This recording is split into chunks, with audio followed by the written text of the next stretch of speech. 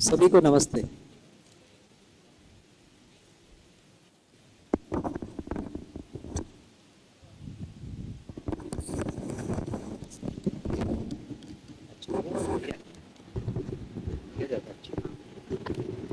तो सभी को नमस्ते। तो शुरू करेंगे। कुछ आगे से ही शुरू करता हूं, ये सब लोग को पहुंच गया है ऐसा मान लेता हूं।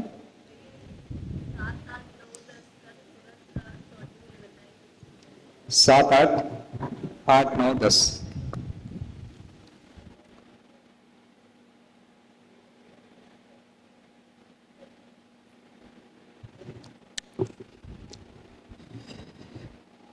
तो यहां तक तो डाउट नहीं है, सब जानते ही हैं, सब करते ही हैं, इसलिए जिसको अल्प विकसित बोल रहा है वहां पर कोई भी हमको डाउट नहीं है। अल्प विकसित से आगे कैसे बढ़े, उसमें होता क्या है। तो सबसे पहले जो अल्प विकसित से आगे बढ़ने के लिए साक्षात्कार वाला क्रिया होना जरूरी है। साक्षात्कार क्या है? जो चीजें कभी भी नहीं बदलती हैं, निरंतर रहती हैं, उनको पहचानने वाली क्रिया का नाम है साक्षात्कार।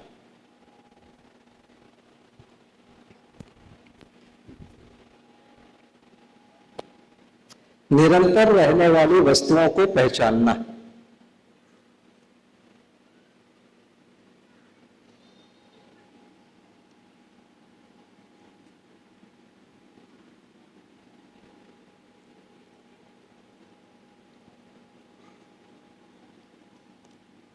दो प्रकार की चीजें हैं, एक है निरंतर रहने वाली, एक है परिवर्तनशील होने वाली। इसका नाम है साक्षात्कार। और इससे ऊपर की जितनी भी क्रिया है वो इनसे रिलेटेड है, निरंतर रहने वाली चीजों से। इसके नीचे की जो क्रियाएं हैं, चित्रण और उसके जो नीचे की क्रियाएं हैं, ये परिवर्तनशील चीजों को पहचानने वाली क्रिया है।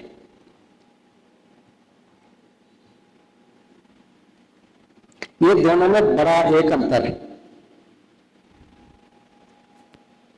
परिवर्तनशील चीजों में क्या है?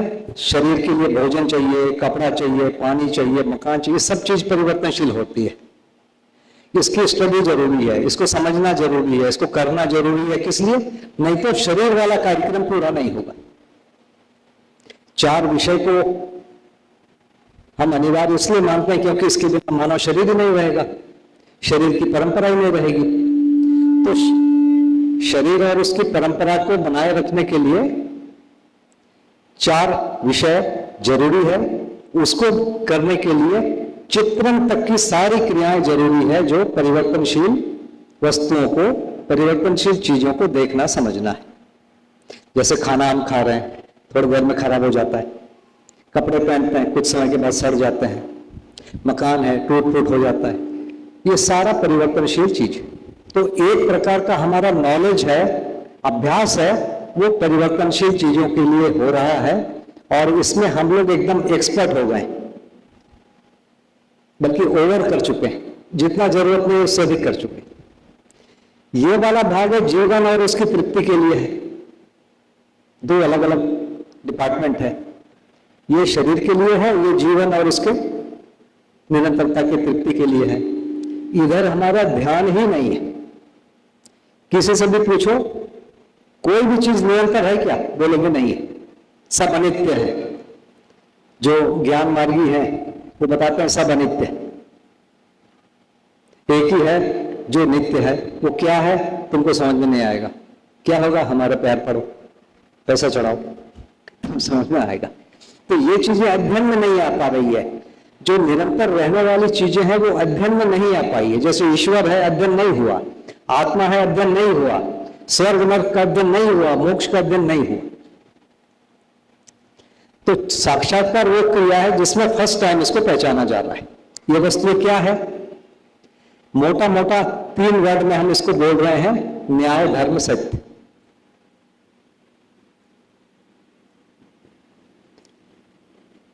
अभी न्याय धर्म सत्य कब है? यहां पर जब मनुष्य यहां तक विकसित है, अल्प विकसित है, वहां न्याय धर्म सत्य क्या है?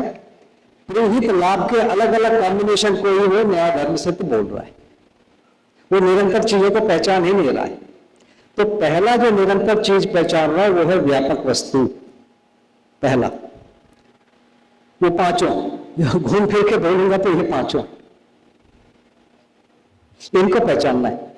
परमाणु, परमाणु अपने आप में निरंतर नहीं है, लेकिन पदार्थ अविनाशी है। निरंतर वाला परमाणु कौन सा? जीवन है।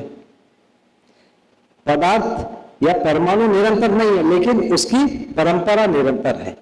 माने कोई एक ऑक्सीजन हो सकता है टूट फूट जाए, वो हाइड्रोजन बन जाए, नाइट्रोजन बन जाए, लेकिन बाकी ऑक्सीजन रहेंगे। कोई एक पेड़ लगाएंगे, वो पेड़ मर जाएगा, लेकिन उसकी परंपरा बनी रहेगी। तो ये जो चीजें हैं, ये परंपरा के रूप में बने हुए हैं। ये तीनों, ये परंपरा के रूप में इसका अध्ययन करना है।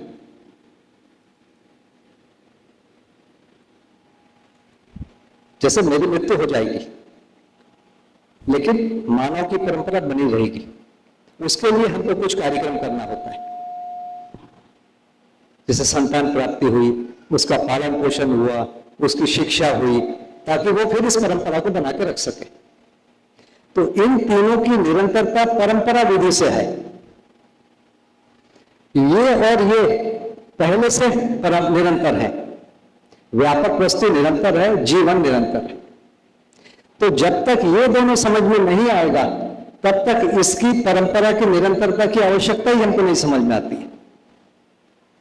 क्या प्रॉब्लम है? जब तक व्यापक वस्तु और जीवन जो निरंतर है वो समझ में नहीं आता है, तब तक ये जो बाकी चार अवस्थाएं हैं, इनके परंपरा की निरंतरता हम सोचते ही नहीं है।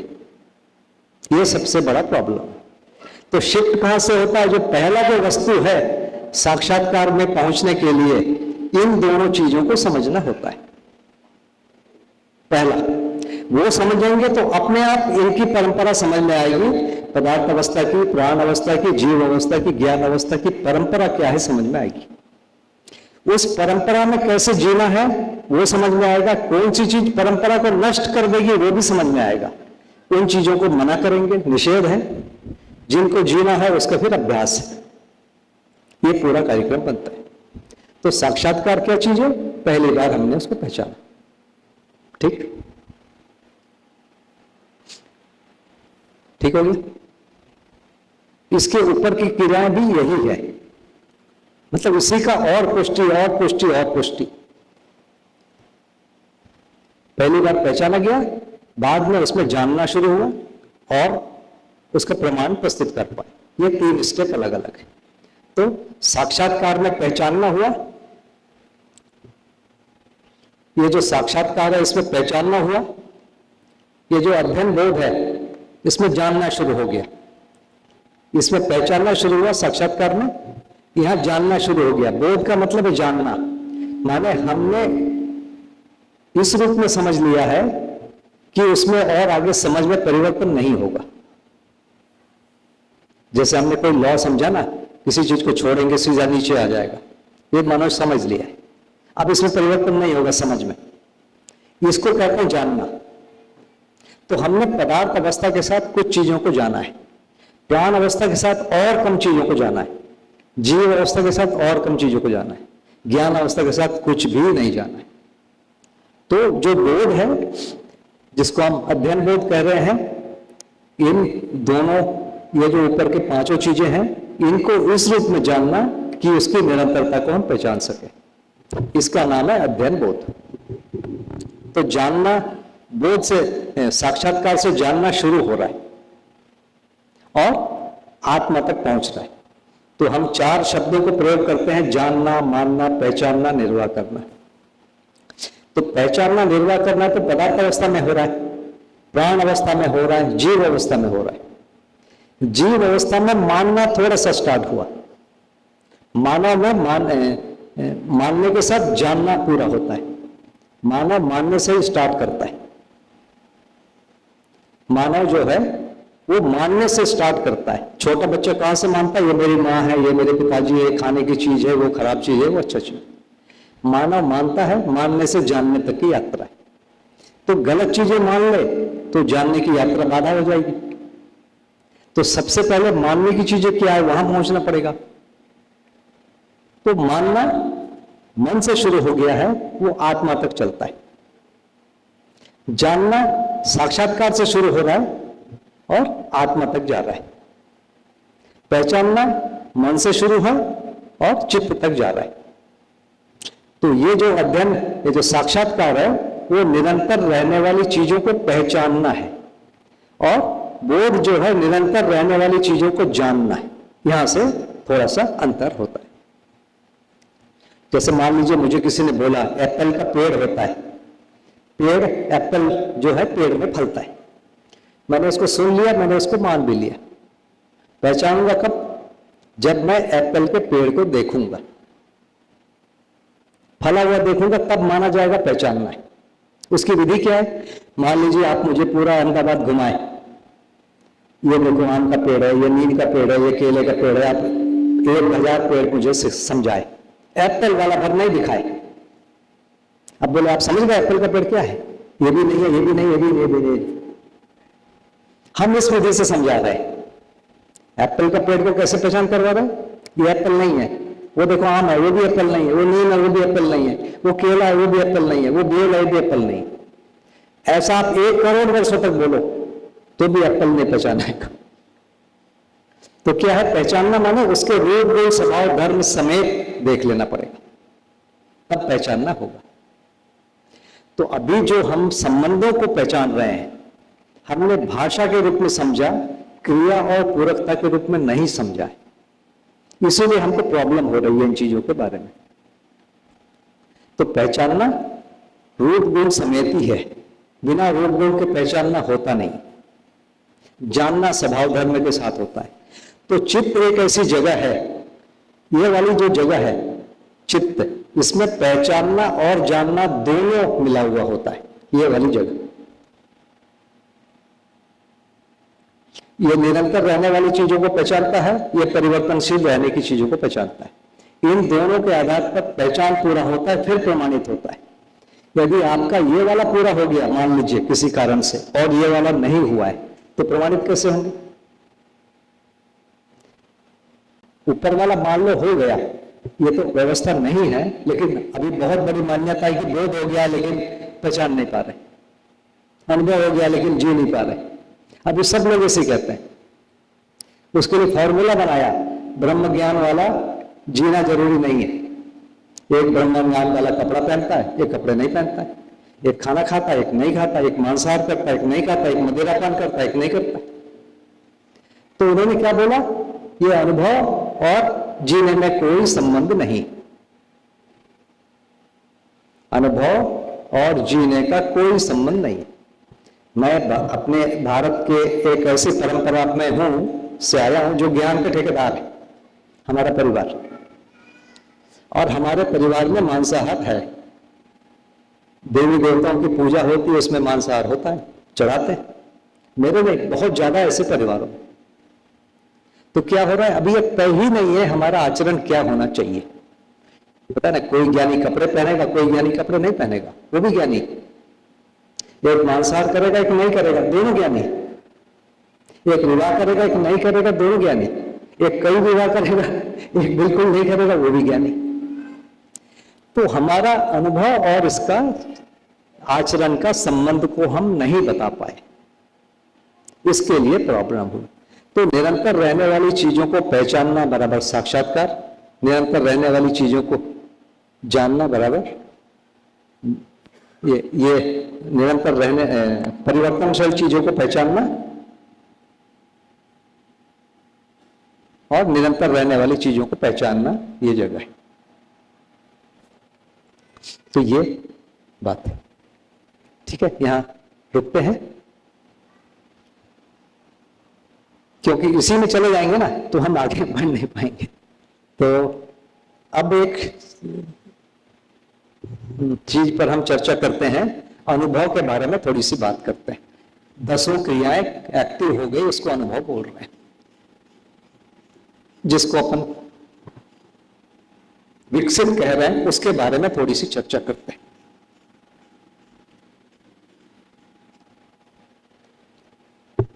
विकसित या जागृत, जिसकी 10 क्रियाएं क्रियाशील हो गई है, 5 परावर्तन और 5 प्रत्यावर्तन क्रियाशील हैं, इसको अनुभव कह रहे हैं।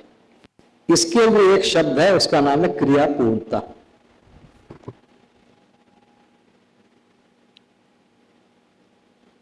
क्रिया पूर्णता बराबर अनुभव।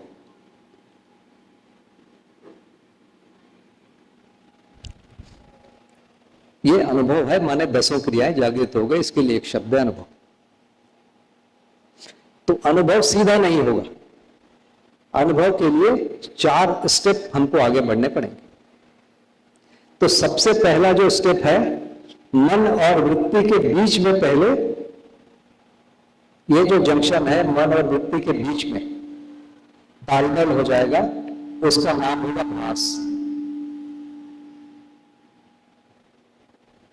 पहले भास होगा, फिर वृत्ति और चित्त के बीच में सामंजस्य हो जाएगा, विचार और चित्रण एक हो जाएंगे। हमने जो भी चित्रण किया है उसका हम विश्लेषण कर पाएंगे और उसको तार्किक रूप से बता पाएंगे। इसका नाम क्या है? आभास। ये दूसरा।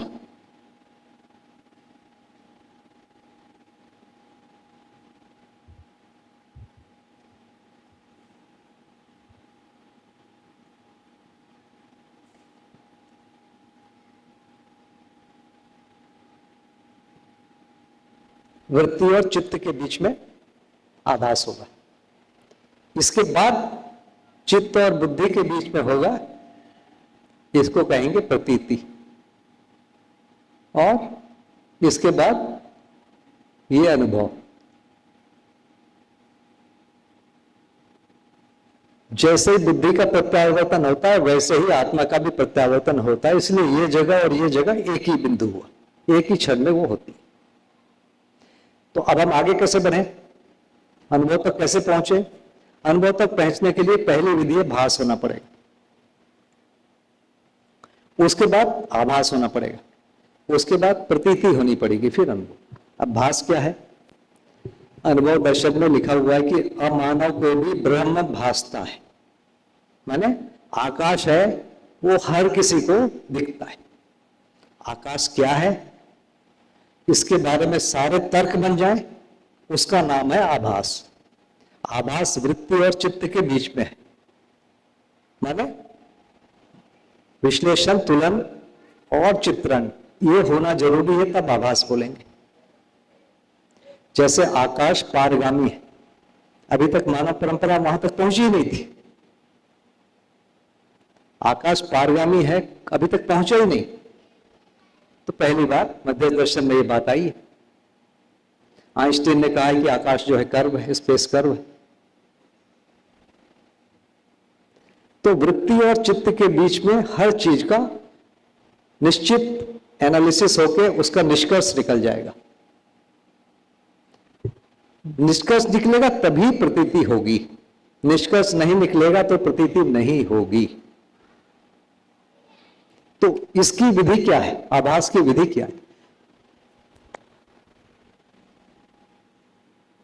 आभास की जो विधि है, सार्वभौम होना, माने कोई नियम यहां भी है, अमेरिका में भी है, ऑस्ट्रेलिया में भी है, पाकिस्तान में भी है, चीन में भी है। यदि किसी चीज को ऐसा समझ लेते हैं तो हम कहेंगे सार्वभौम है, कभी भी नहीं बदल रहा है। दूसरा है सार्वकालिक होना।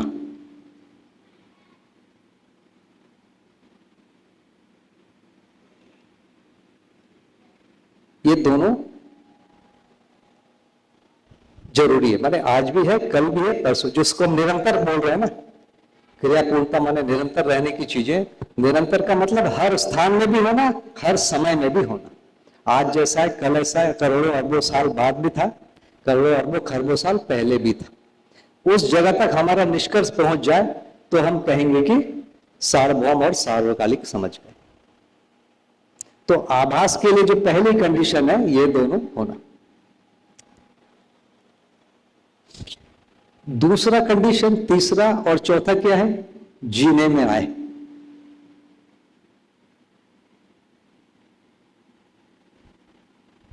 चौथा, समझा सके।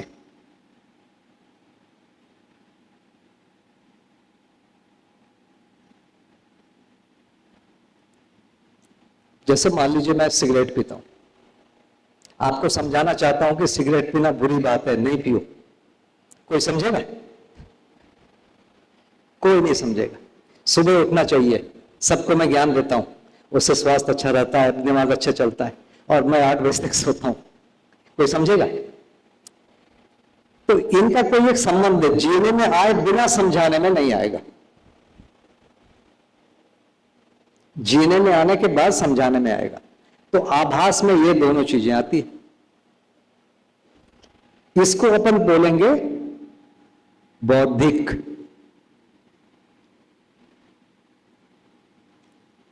इसको अपन कहेंगे व्यवहारिक। इसके पहले एक चीज है जिसको हम अस्तित्व सहज बोल रहे हैं कि व्यापक है, इकाई है, यह अस्तित्व सहज है। परमाणु की परंपराएं हैं, इसकी है मानव प्राण कोशिका की, मेधस की, 4 अवस्था की, इसको हम कह रहे हैं अस्तित्व सहज। अस्तित्व में ये 4 ही अवस्थाएं, 5वीं हो ही नहीं सकती। आपको इस निष्कर्ष में पहुंचना पड़ेगा, व्यापक वस्तु है, इस निष्कर्ष तक पहुंचना पड़ेगा। तो इसको हम कह रहे हैं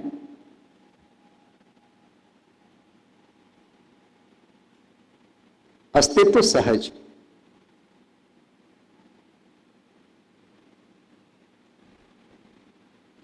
इसका नंबर दिया हूं 0। ये नहीं होगा तो आगे की चीजें डेवलप ही नहीं होगी। भाई मनुष्य है तब तो आप सार्वभौम की बात करोगे, पेड़ है तब तो सार्वभौम की बात करोगे, परंपरा की बात करोगे, नहीं तो कैसे करोगे? तो पहले अस्तित्व सहज है, ये निष्कर्ष आना ही पड़ेगा। तो पहले दिन मैंने कल निवेदन किया कि व्यापक और इकाई 2 ही वस्तु है, जब तक आप इस जगह नहीं पहुंच पाएंगे आगे आप जा ही नहीं पाओगे। तो उसके लिए एक विधि है, तो इसको कहते हैं तात्विक। तो जो लोग थोड़े सीनियर हैं, मध्य दर्शन की परिभाषा को देखे होंगे, उसमें परिभाषा 3 प्रकार से लिखी हुई है, तात्विक, बौद्धिक और व्यवहारिक। इतना पूरा क्राइटेरिया पूरा होता है तो उसको आभास बोला जाएगा। आभास नहीं होगा तो हम साक्षात्कार तक नहीं पहुंच पाएंगे। माने जीना भी जरूरी है, समझाने भी जरूरी है। उसके पहले हर चीज सार्वभौम और सार्वकालिक कैसे है ये भी समझना जरूरी है। उसके पहले अस्तित्व सहज है वो भी समझना जरूरी है।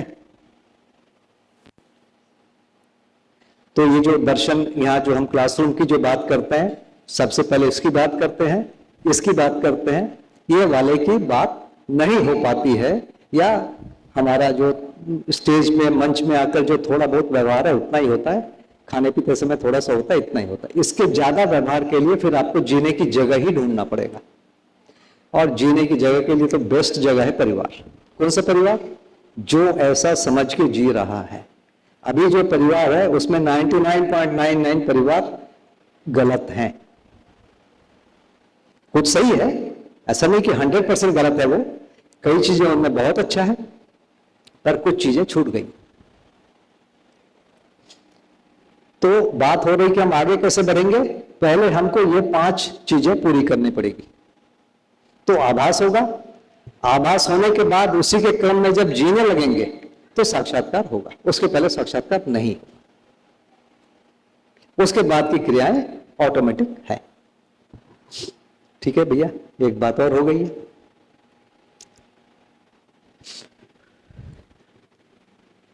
थोड़ी चर्चा यदि आवश्यकता लगती तो करते हैं, फिर आगे बढ़ेंगे।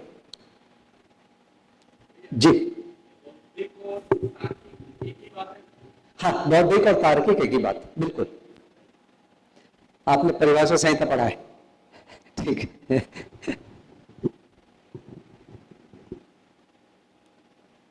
अभी जो मॉडर्न साइंस में जो पढ़ाया जाता है, सार्वभौम और सार्वकालिक को देखा जाता है। वो कहते हैं कि जीने की बात ही नहीं करो, जीने की बात बिल्कुल नहीं करो, आदमी के पर्सनल लाइफ में बिल्कुल नहीं झांको। ये है मॉडर्न लाइफ स्टाइल। बोलने में कैसा है उतना बहुत देखो। हमारे यहां क्या बोला गया आदर्शवाद में, कैसे जिए कैसे समझे यहां है, इसके बारे में बात ही नहीं करो।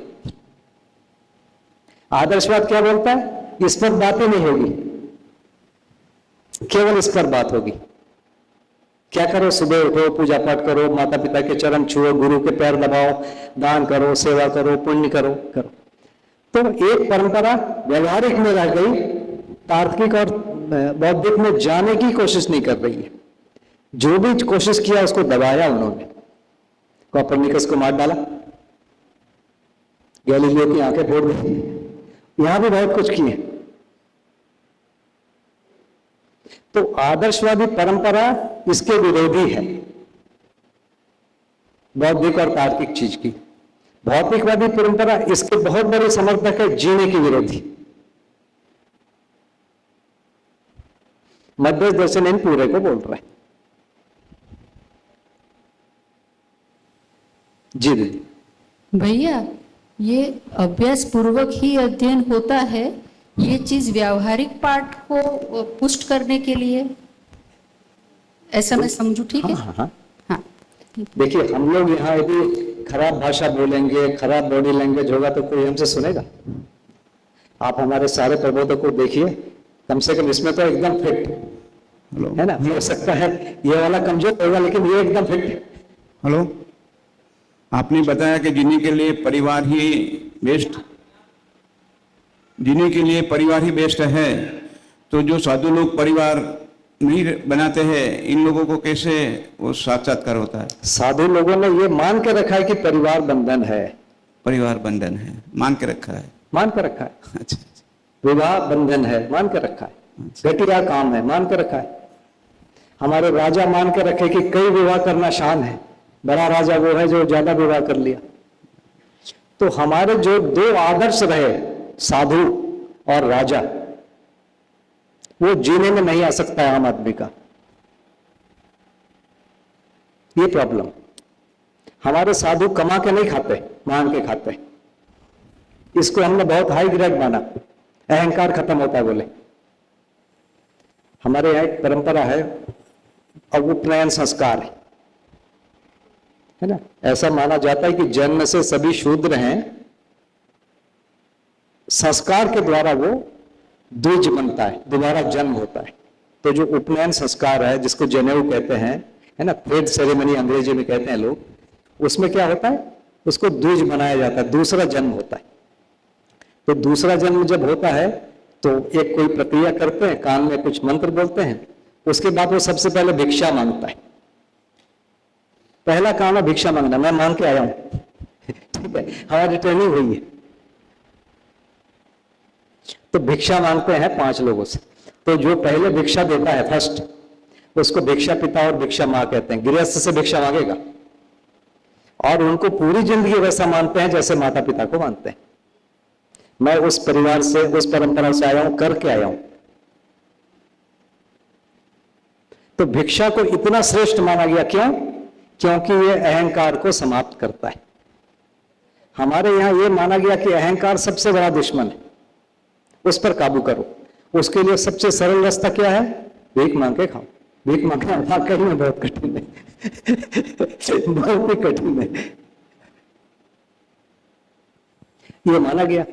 तो हमारे साधु जो है भीख मांग के खाए, कमाए नहीं। हमारे जो राजा हैं वो भी कमाए नहीं, वो टैक्स आया उससे वो जिए। टैक्स लेने के लिए कुछ भी करते रहे, सीधी उंगली को टेढ़ी भी किए, है ना, सब कर लिए।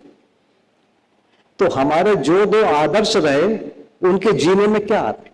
नहीं आ रहा है। ये इस पर आदर्शवाद बात ही नहीं करना चाहता है। सार्वभौम। और हमारे जो इष्ट लोग हैं, उनके जीने में भी नहीं आ रहा है। जिनको हम महापुरुष बोल रहे हैं, उनके जीने में नहीं आ रहा है, आम आदमी के जीने में आ रहा है। तो ये नियम किनके लिए बनाए हमने? हमारे हीरो के लिए नहीं, सामान्य लोगों के लिए नियम बनाए। हीरो अलग है, जो राजा हैं, गुरु हैं, इनके लिए नियम बिल्कुल अलग है। उनके लिए इसकी भी कोई जरूरत नहीं है, इसकी भी कोई जरूरत नहीं है, इसकी भी कोई जरूरत नहीं, इसकी भी, ये हमारे हीरो है। अब सोचो समाज कहां जाएगा, कहां जाएगा समाज? आम आदमी के लिए जीने में बोल रहे हैं। तो ये बहुत बड़ी प्रॉब्लम भौतिकवाद और इसकी है। मध्य दर्शन कहता है कि ये पूरी चीजें होनी चाहिए, जीने में आए, समझाने में आए, सार्वभौम और सार्वकालिक रूप में है, इसके मूल में अस्तित्व सहज है, इसको भी पहचानना है। ये वाला एरिया आता है आभास में। आभास होने के बाद प्रतीति या साक्षात्कार होगा, फिर अनुभव की तरफ गति बढ़ेगी। भौतिकवादियों ने इस पर बहुत काम किया, तर्क को बहुत डेवलप किया, और यहां बैठ के चांद का जो वातावरण है वो बता दिया, स्पेस का वातावरण है ये बता दिया। मतलब यहां बैठकर सब समझ जा रहे हैं पूरी दुनिया में क्या है, जमीन के नीचे क्या है, जमीन के ऊपर क्या है। कोई तारा चमकता है, यहां बैठ के बता देते हैं कि उसमें कौन कौन से गैस है, हाइड्रोजन है कि नहीं है, नाइट्रोजन है कि नहीं है, पानी है कि नहीं है। स्पेक्ट्रम एनालिसिस का मेथड बना लिया है इन्होंने, यही बैठ के सब बता दे रहे हैं। ये कैसे है? केवल वृत्ति और चित्त को डेवलप किया और इसको पहचाना। तो मध्यस्थ दर्शन वृत्ति और चित्त को भी डेवलप करने की बात कर रहा है, व्यवहार में भी अभ्यास करने की बात कर रहा है, अस्तित्व सह चीजों को अध्ययन करने की बात कर रहा है। तो ये आभास हुआ। तो अभी हम बात करेंगे कि कैसे हम आगे बढ़े। तो उसकी विधि यह है कि हमको इस जगह आना होगा। ये पूरा कार्यक्रम। तो हम अल्प विकसित से अर्ध विकसित पहुंचेंगे, अर्ध विकसित से विकसित पहुंचेंगे। उसकी विधि में क्या है, अर्ध विकसित में क्या करेंगे, अभी हम उसकी थोड़ी चर्चा करेंगे। अल्प विकसित से अर्ध विकसित में जाने के लिए क्या करना होगा, ठीक है। तो थोड़ी देर के लिए हम ये मान लेंगे कि हम सभी अल्प विकसित में हैं, अर्ध विकसित में जाने की कोशिश करेंगे, मान लेंगे। कोई ऐसा जबरदस्ती नहीं है, क्योंकि फिर हम थोड़ा आगे के लिए सोच पाएंगे बढ़िया से। तो इस पर कुछ यदि चर्चा होनी है तो कर लेते हैं जी। भैया ये तो अच्छे समझ में आ गया कि ये जो आभास है वो सार्वभौमिक माने यूनिवर्सल, जितने भी 800 करोड़ लोग हैं उन पर लागू होना चाहिए, और सार्वकालिक मतलब समय के अनुसार भी कोई परिवर्तन नहीं होगा सा। अब व्यवहारिक तौर में जैसे जीने पे आए और समझ में आए, तो जैसे कोई रेसिपी हम बनाते हैं तो उसका इंग्रेडिएंट्स होते हैं कि ये सारे इंग्रेडिएंट्स से ये रेसिपी बेस्ट तरीके से बनाई जा सकती है। तो सिमिलरली जैसे एक जीवन जो है वो बेहतर तरीके से जिया जा सकता है, उसका कोई यूजर मैनुअल यहाँ पे मिल सकता है? क्या है, एक गिलास में आधा पानी है, तो उसको दो प्रकार से बोल सकते हैं, आधा खाली है, आधा भरा है ना। तो मैं सोचता हूं कि हमको ये बोलना पड़ेगा कि आधा भरा है, आधा भरना है। तो इस विधि में आगे चलेंगे। ये बोलेंगे कि खाली ये कुछ नहीं, ये तो बड़ा मुश्किल है। अभी हमारे परिवारों में देखो, क्या बच्चे को बोलते हैं कि बेटा झूठ बोलो, बेटा गाली दे के बात करो, बोलते हैं क्या? हमारे यहाँ क्या सिखाया जाता है कि बेटा नमस्ते बोलो, बैठने बोलो, पानी के लिए पूछो। कुछ तो बोल ही रहे हैं ना। वो 100% नहीं, इन्होंने मान लिया, लेकिन बहुत अच्छा है। मैंने तो ऐसे परिवार देखे हैं जहां दो भाइयों में झगड़ा है,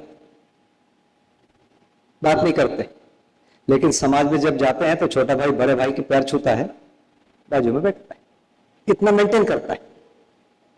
और ये भी देखा है कि उनके बच्चों को पता नहीं है कि माँ दोनों हमारे बाप और ताऊ जी झगड़ते हैं। बच्चे को बोलता है जाओ ताऊ जी को प्रणाम करके आओ, दिवाली दशहरा में बोलता है, खुद झगड़ता है। और बाप के मरने के बाद बच्चे को पता चलता है कि अच्छा उनका तो झगड़ा था।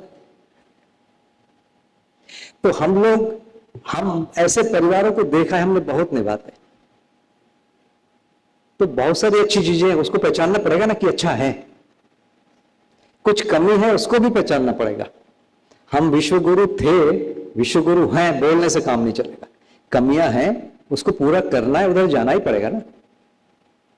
तो अभी भी मनुष्य सबसे अधिक ईमानदार कहां पर है? परिवार में। बाहर कम ईमानदार है, परिवार में ज्यादा है। बाहर जब दुकान में बैठता है सोचता है कि कम दूं और ज्यादा ले लूं, यही बिजनेस है। परिवार में जाता है तो सोचता है कि ज्यादा दूं, कम लूं, या पूरा ही दे दूं, नहीं लूंगा। ये मानसिकता है परिवार में। सबसे अधिक भाषा, संयम, सब कुछ परिवार में। मैक्सिमम संयमता की जगह परिवार। जो लोग नशा करते हैं, ये सब करते हैं, वो भी कोशिश करते हैं कि बच्चों के सामने नहीं करें, माँ बाप के सामने नहीं करें, करते हैं ना। तो परिवार एक नेचुरल व्यवस्था है जहां पर हम संयमित अभी भी रहते हैं। अब इसको यदि हम बोलेंगे ये बंधन का जगह है, तब हम कैसे आगे बढ़ेंगे? इसको हमने बहुत अवमूल्यन किया है, बहुत ज्यादा। भारतीय परंपराओं ने तो मैक्सिमम किया, आदर्शवादी परंपराओं बहुत ज्यादा। इसके कारण जो अच्छाई है वो भी हमारी, हम उसको ले नहीं पा रहे। तो ये बात सही है कि अभी जो परिवार है वो संवेदनशीलता वाला भाग ज्यादा है, बिल्कुल सही है। लेकिन खराब है नहीं बोल सकते, बहुत सारी चीज बहुत अच्छी है, थोड़ा बहुत और बचा हुआ है। यदि हम परिवार को बंधन मानेंगे तो हम आगे नहीं बढ़ेंगे। परिवार व्यवस्था का आधार है। जैसे परमाणु पदार्थावस्था की व्यवस्था का आधार है, वैसे ज्ञानावस्था का जो व्यवस्था है उसका आधार परिवार है।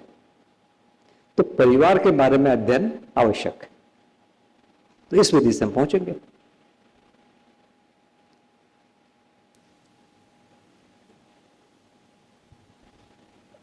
भैया मेरा प्रश्न है, थोड़ा ऐसा बन रहा है कि जैसे हम जो भी कार्य करते हैं तो उसमें हर एक चीज की एक लिमिटेशन, जैसे कितना सोना है, कितना खाना है, कितना संग्रह करना है, तो उसका कोई आधार बिंदु या एक क्लैरिटी कैसे हम तय कर सकते हैं? क्योंकि आपने वो स्वधन, स्वनारी, वो सब कुछ ऐसा जो बताया, तो उसके अंदर ये लिमिटेशंस का कि मेरे को इतना ही सोना है, इतने बजे उठना है, ये खाना है, ये नहीं खाना, मतलब क्योंकि ये सब वो एक अनक्लियर जैसा है वैसा। देखिए, पूरी सभ्यता इतना ही है कि 4 विषय को नियंत्रित करना। अभी भी आप देखेंगे 4 विषय को नियंत्रित करना ही अच्छा माना जाता है। तो हमको कहीं ना कहीं सिखाते हैं, बोलते हैं। तो उस कितना सोना है, अब एकदम छोटा बच्चा है, अभी जन्म लिया है, कितना 18 घंटा 20 घंटा सोता है। 1 साल के बाद वो 14-15 घंटे में आ जाता है, और 2-4 साल के बाद 9-10 घंटे में आ जाता है। 18-20 साल तक होता है तो 8 घंटे के आसपास सेट हो जाता है। अब मेरी उम्र में आएंगे वो 6 घंटे में पहुंच जाते हैं। किसी के लिए 5-10% ज्यादा हो सकता है। कभी हम बहुत लंबी यात्रा करके आए, थक गए हैं, तो हो सकता है थोड़ा ज्यादा सो जाए। बीमार हो गए तो थोड़ा ज्यादा सो जाएंगे। ये कैसे तय होगा हम कौन सी व्यवस्था में जी रहे हैं, वहां पर क्या काम है। हर परिवार व्यवस्था एक जैसे नहीं। अब जैसे कोई रेल में काम करते हैं, रेलवे में ड्राइवर है मान लो, उनको ट्रेन एक जगह से दूसरी जगह ले जाना पड़ता है, रात भर जगते हैं, तो उनका अलग होगा ना। हम इंडस्ट्री में, मैं खुद काम किया, हमको 3 शिफ्ट काम करना पड़ता था, तो वहां कैसे बोलोगे, अलग ही होगा ना हमारा। तो वो डिपेंड करेगा परिवार व्यवस्था कैसा है, उसके आधार पर मनुष्य का खान पान रहन सहन तय होगा। यदि आप परंपरा को भी देखेंगे, भोजन, साधु का भोजन ऐसा, राजा का भोजन ऐसा, क्यों है ये? किस प्रकार का शारीरिक काम करना है, उसकी क्या एनर्जी की रिक्वायरमेंट है, उसके हिसाब से कार्य को सोचा गया, भोजन को सोचा गया, विश्राम को सोचा गया। पहले क्या माना गया कि दुनिया में 4 क्लास होंगे, हमारे देश में जो माना गया। एक केवल पढ़ने पढ़ाने का काम करेगा, एक जो है लड़ने लड़ाने का काम करेगा, एक जो है ट्रेडिंग वाला काम करेगा, एक जो है उत्पादन वाला, वैल्यू एडिशन वाला, सेवा वाला काम करेगा। हमारे यहाँ 4 माना गया।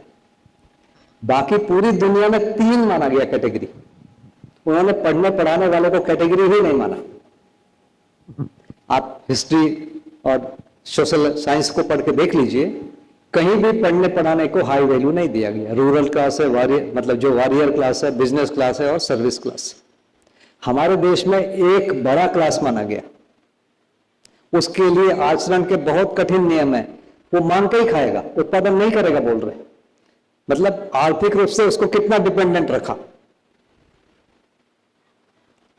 आर्थिक रूप से डिपेंडेंट है वो, और उसको बहुत पावर दिया हुआ है, बहुत सम्मान दिया हुआ है। तो इस प्रकार से 4 प्रकार से समाज को बांटा गया चला। मेरे ख्याल से सबसे लंबा चलने वाला व्यवस्था यही है। कमियां हैं तो पहले तो ये बोला गया कि जो पढ़ने वाला है वो भी सेवा कर सकता है, सेवा वाला भी पढ़ सकता है। मतलब वर्ण व्यवस्था जो बनी थी उसको आप चेंज कर सकते हो। क्षत्रिय को ब्राह्मण बनना है या ब्राह्मण को शूद्र बनना है, शूद्र को ब्राह्मण बनना है, उसकी स्वीकृति थी शुरू में, बाद में वो रिजिड हो गया, प्रॉब्लम आई। आज पूरी दुनिया ने मान लिया कि पढ़ाई सबसे जरूरी है। पूरी दुनिया ने सबसे अधिक सम्मान आज पढ़ने पढ़ाने वालों का, आज पूरी दुनिया में उसको मान लिया गया। भारत में जो सोचा गया था उसको मान लिया गया, पर मध्यस्थ दर्शन उससे आगे की बात कर रहा है। जो पढ़ने पढ़ाने वाला है वो मांग के खाएगा बोल रहे थे।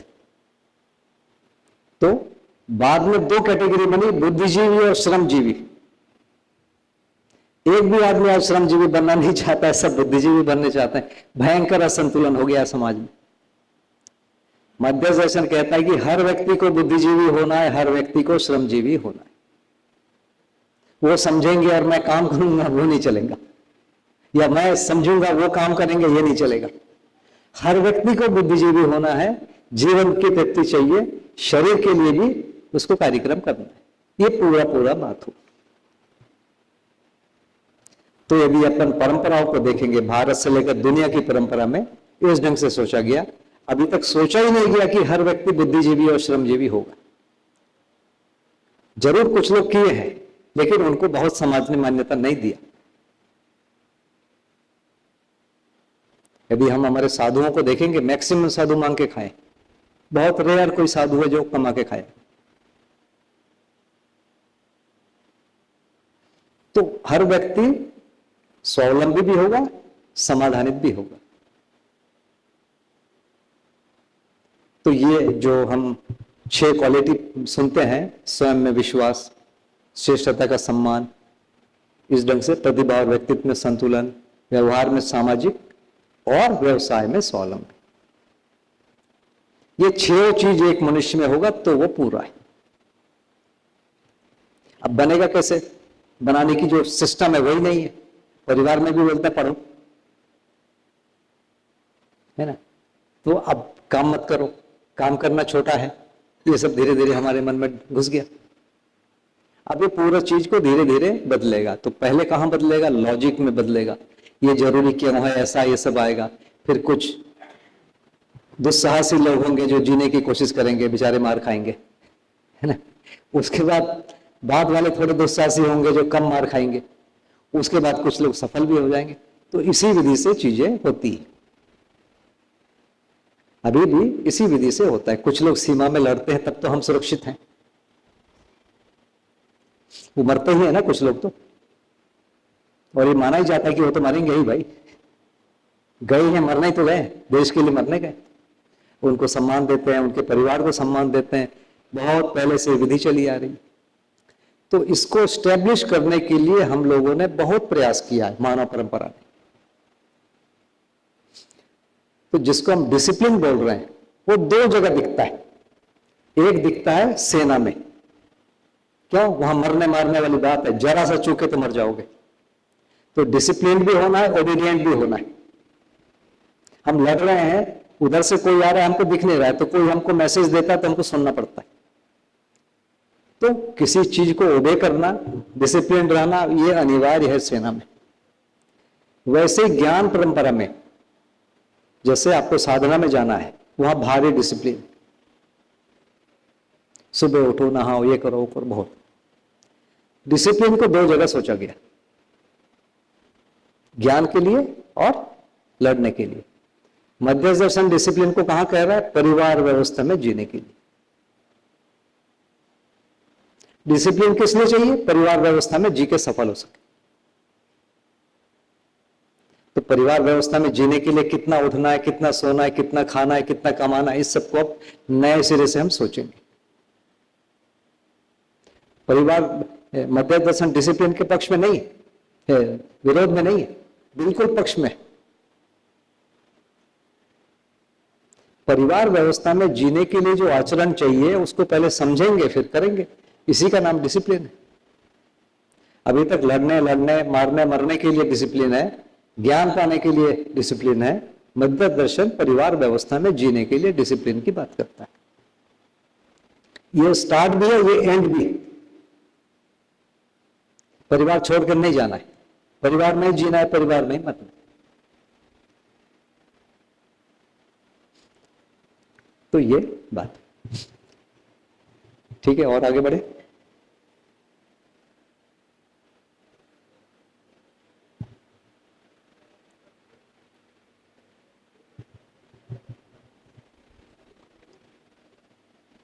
जी भैया।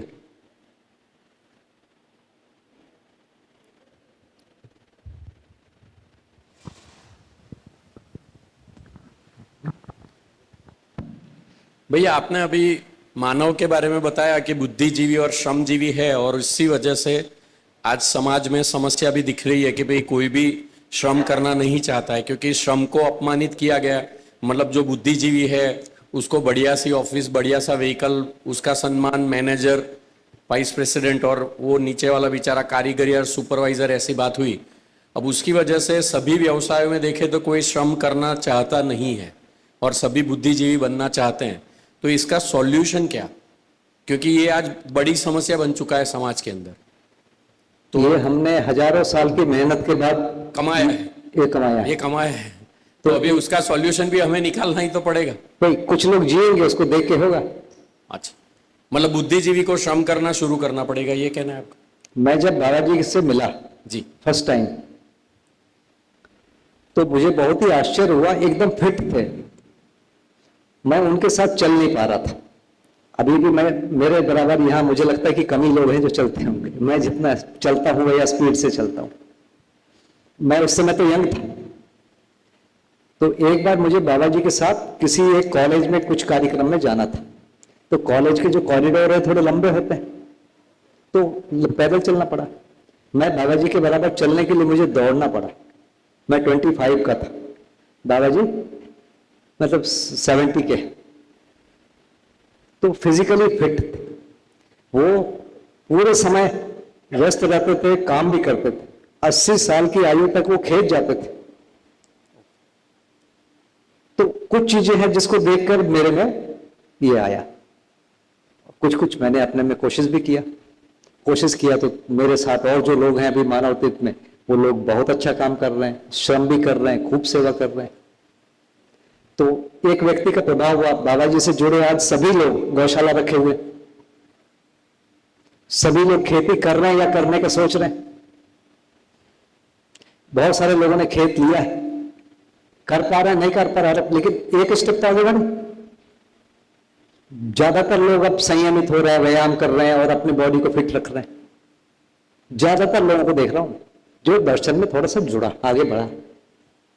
तो चीजें तो ऐसे फैलती है। जी धन्यवाद। तो मानव के लिए प्रेरणा स्रोत है। तो जिस प्रकार का लाइफ स्टाइल बाबाजी बोल रहे हैं, ये दर्शन बोल रहा है, बाबाजी इसको जिए।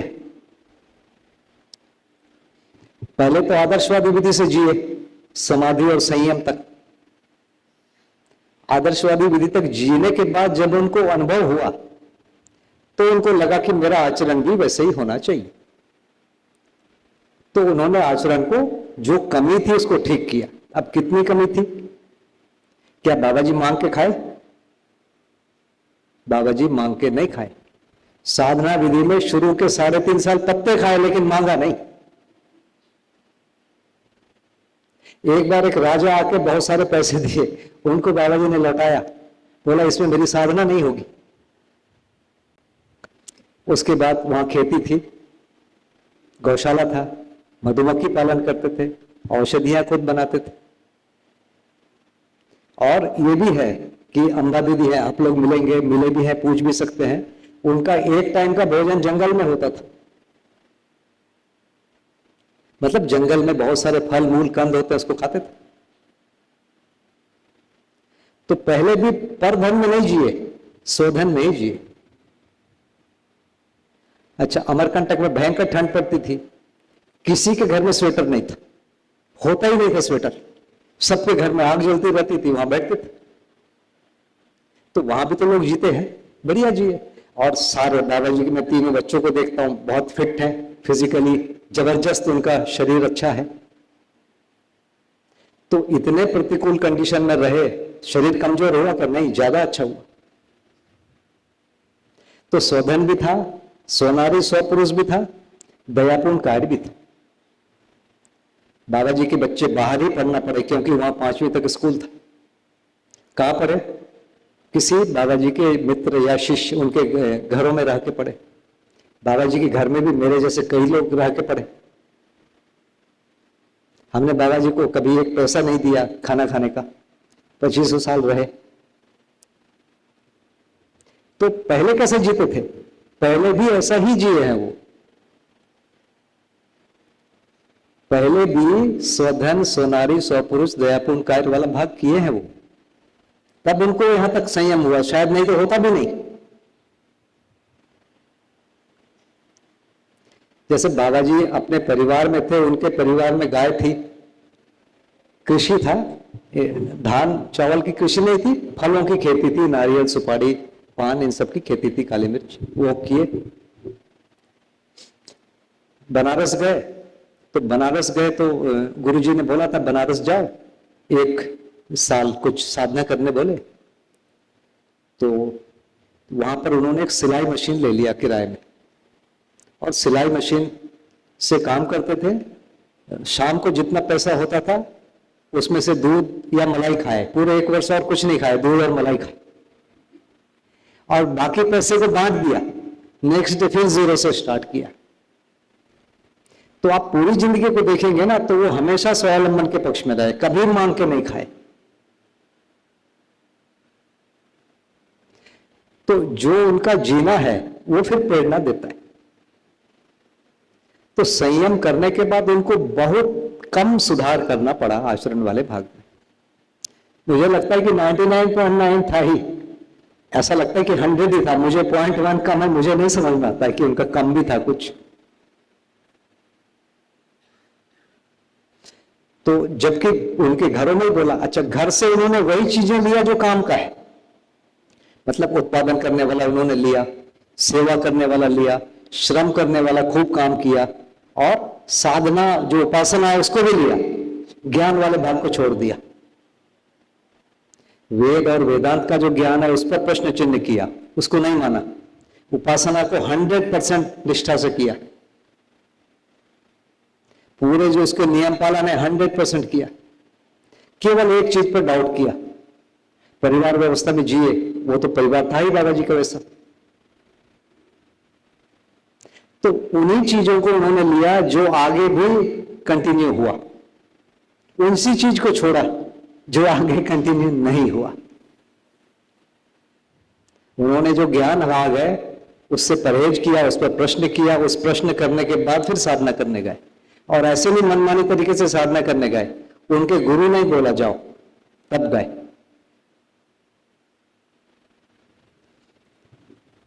तो उसी विधि से चूंकि जीते हुए आए, इसीलिए वो जी पाए, और इसीलिए वो परंपरा बन पाई। ठीक है भैया?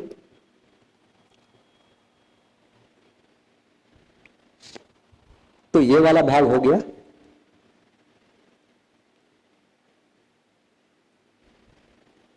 तो हम थोड़ी देर के लिए मान लेंगे कि हम लोग अल्प विकसित हैं, अर्ध विकसित तक कैसे जाएंगे, है ना?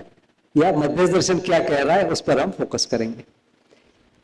कौन सी जगह से बोल रहा हूं, मध्य दर्शन पूरा तो है ही है, उसमें से भी मानव व्यवहार दर्शन का अध्याय 17 से मैं बात करूंगा। कौन सा पेज? 141, 142, 143, 144 या शायद 145 भी होगा। इन पेज में से 2-4 सूत्रों को लेकर मैं बोलूंगा इसमें। ठीक है।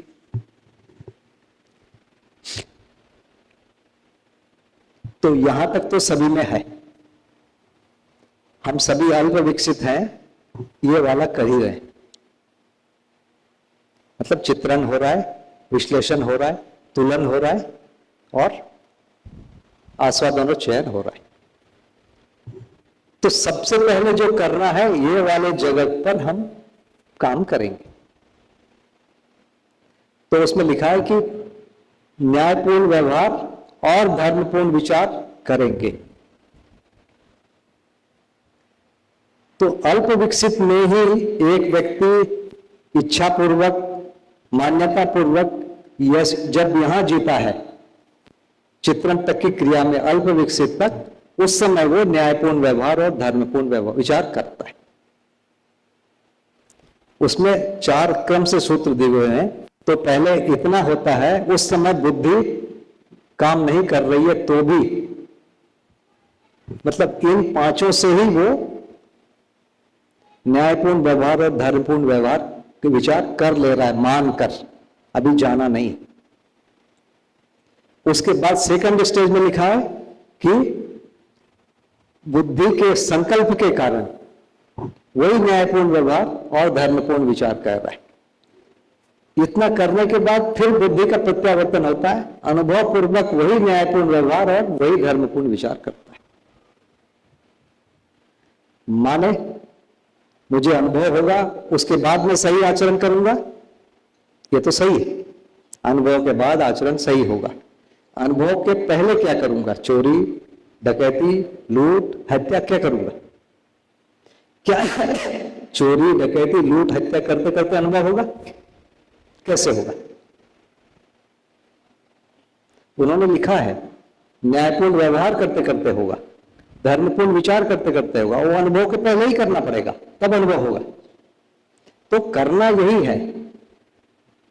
इसके निष्कर्ष को निकालकर जो मानवीयतापूर्ण आचरण का न्यायपूर्ण व्यवहार वाला भाग है, वो हम जीना शुरू करेंगे। उस जीने के क्रम में धीरे धीरे बुद्धि, चित्त का प्रत्यावर्तन होगा, फिर बुद्धि का प्रत्यावर्तन होगा, फिर अनुभव होगा, है ना। बहुत बढ़िया, वहां पर लिखा हुआ है, लगातार 4-5 सूत्र हैं उसमें है। तो 2 उसमें भाग लिखा हुआ है। एक तो अनुभव में क्या होता है, तो उन्होंने 2 विधि लिखा है, एक अनुसंधान, दूसरा अनुकरण और अनुसरण। तो अनुसंधान अब हमको नहीं करना है। जैसे एरोप्लेन किसी ने अनुसंधान कर लिया, अब अनुसंधान की जरूरत नहीं है, उसी सिस्टम को कॉपी करना है। अनुसरण, अनुकरण करना है। अब रॉकेट बनाना है तो रिसर्च नहीं करना है, अनुसंधान नहीं करना है, उसी को कॉपी करना है। मकान बनाना है, सब बने बनाए सिस्टम है, उसी को कॉपी करना। तो वैसे ही अब अनुसंधान की जरूरत नहीं, अब क्या है? अनुसरण और अनुकरण करना। तो इसकी 4 मोटी मोटी विधियां हैं।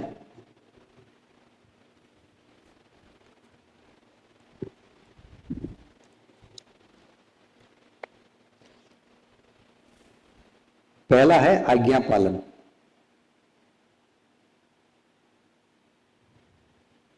दूसरा अनुसरण,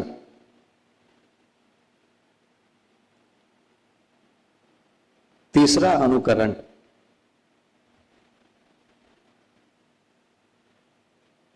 चौथा जिज्ञासा।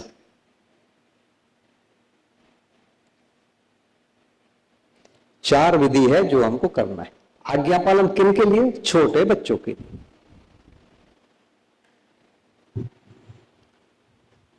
यहां पर आओ, पानी ले आओ, पैर धो लो, सो जाओ, खेल लो, खेलने जाओ, नमस्ते करो, छोटे बच्चों को बोलते हैं। ये आज्ञा पालन बोलते हुए बच्चा करता भी, जो बोलो बच्चा उसको कॉपी करता है। अभी मनन भाई की बिटिया है ना, उसको देखते हैं, जो बोलो वो करती, ऑटोमेटिक है उसमें। और मान लो वो करने में आनाकानी करती तो खुद करने लगते हैं, वो करने लगती। तो ये क्या है? अनुसरण। बहुत सारी चीजें आज्ञा पालन से हो जाता है। कुछ कुछ के लिए हमको दिखाना पड़ता है ऐसा करो तो बच्चा करता है, तो ये अनुसरण स्टार्ट होता है। अनुसरण का मतलब कॉपी करना। इसके आगे है कुछ अपना कल्पनाशीलता को लगा के उसको तय करना, इस कंडीशन में क्या करना चाहिए। जैसे आज मैं स्कूल नहीं जाता, लेकिन हमारे यहाँ बहुत सारे बच्चे रहते हैं, स्कूल में पढ़ते हैं, हॉस्टल में हैं, तो उनको मैं कहता हूं स्कूल जाओ, वो जाते हैं। यदि कोई बच्चा पूछेगा कि तुम तो नहीं जाते हो, हमको क्यों बोलते हो, तो क्या उत्तर दूंगा, बेटा मैं तुम्हारी उम्र में था तो जाता था, 100% मेरी अटेंडेंस होती थी। ये क्या है, अनुकरण। आज मैं नहीं कर रहा हूं, या और कोई परिस्थिति आएगी उसमें क्या करना है, उस समय वो निर्णय लेगा, सोचेगा और अनुकरण करेगा। और लास्ट में जिज्ञासा। तो ये 4 विधि है, ये टूल है जिससे हम आगे बढ़ेंगे। तो मानवीयतापूर्ण आचरण, परिवार मूलक स्वराज व्यवस्था का एक बड़ा चित्र बना हुआ है। परिवार, परिवार समूह, ग्राम, ग्राम समूह, ऐसा करके 10 स्टेप में पूरा विश्व है। इसको आप एक बार विजुलाइज करेंगे, इसके आधार पर संविधान लिखा गया है। आप मध्य दर्शन के संविधान को पढ़ेंगे ना, तो उसके बैकग्राउंड में क्या है, परिवार मूलक स्वराज्य व्यवस्था, 10 सोपानी व्यवस्था का चित्र, उसके आधार पर पूरा संविधान को लिखा गया है, एक एक कदम करके। तो जब भी संविधान पढ़ेंगे उसके पहले परिवार मूलक स्वराज्य व्यवस्था को समझना होगा। तो सब परिवार क्या है, एक परिवार का अपना एक आचरण है, हर परिवार का अपना है। कुछ कॉमन चीजें हैं जहां पर 2 परिवार मिलते हैं, उस जगह के लिए कुछ संविधान है। 2 गांव के बीच में ऐसे ही कुछ कॉमन जगह है। तो इन सब चीजों को सोचकर एक बड़ी व्यवस्था की बात की गई है, उसको अपन परिवार मूलक स्वराज्य व्यवस्था के नाम से करते हैं। तो उसके आधार पर संविधान, और उसके आधार पर परिवार, उसके आधार पर यह पूरा आचरण। तो जीने की विधि कैसे बनेगी, हम एक अखंड समाज और सार्वभौम व्यवस्था में जी रहे हैं, और उस विधि से मेरा आचरण कैसा होना चाहिए, यदि हम उसको हम क्या कहते हैं डिराइव कर पाए, वो हमारा सोचना है, और उसके बाद हम जिएंगे। तो हर व्यक्ति को इतनी कल्पनाशीलता लगानी पड़ेगी।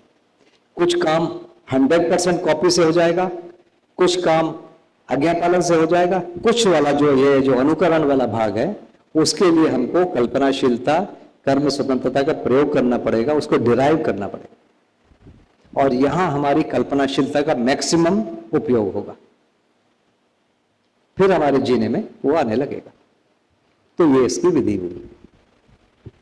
तो अल्प विकसित से अर्ध विकसित जाना क्या है, इसी को अनुसरण अनुकरण करना, परिवार मूलक स्वराज व्यवस्था के बारे में एक अवधारणा बना पाना, और वहां से हमारे आचरण को डिराइव कर पाना, ये उसका रास्ता है, यही इसकी साधना है।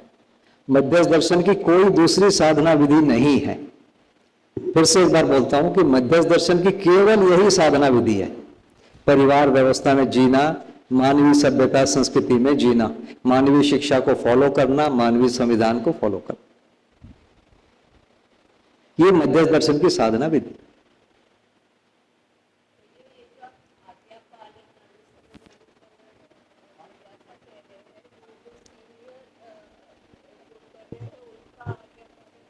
जी, मतलब परिवार की बात कर रहा हूं, बच्चे माता पिता की आज्ञा पालन करेंगे, बड़े भाइयों के बहनों के आज्ञा पालन करेंगे, मामा चाचा मौसा इनके आज्ञा पालन करेंगे, कुछ चीज अनुसरण करेंगे। बच्चों को स्कूल भेजा जाता है, वहां पर कुछ अनुसरण होगा। इस ढंग से एक विधि बनी हुई है।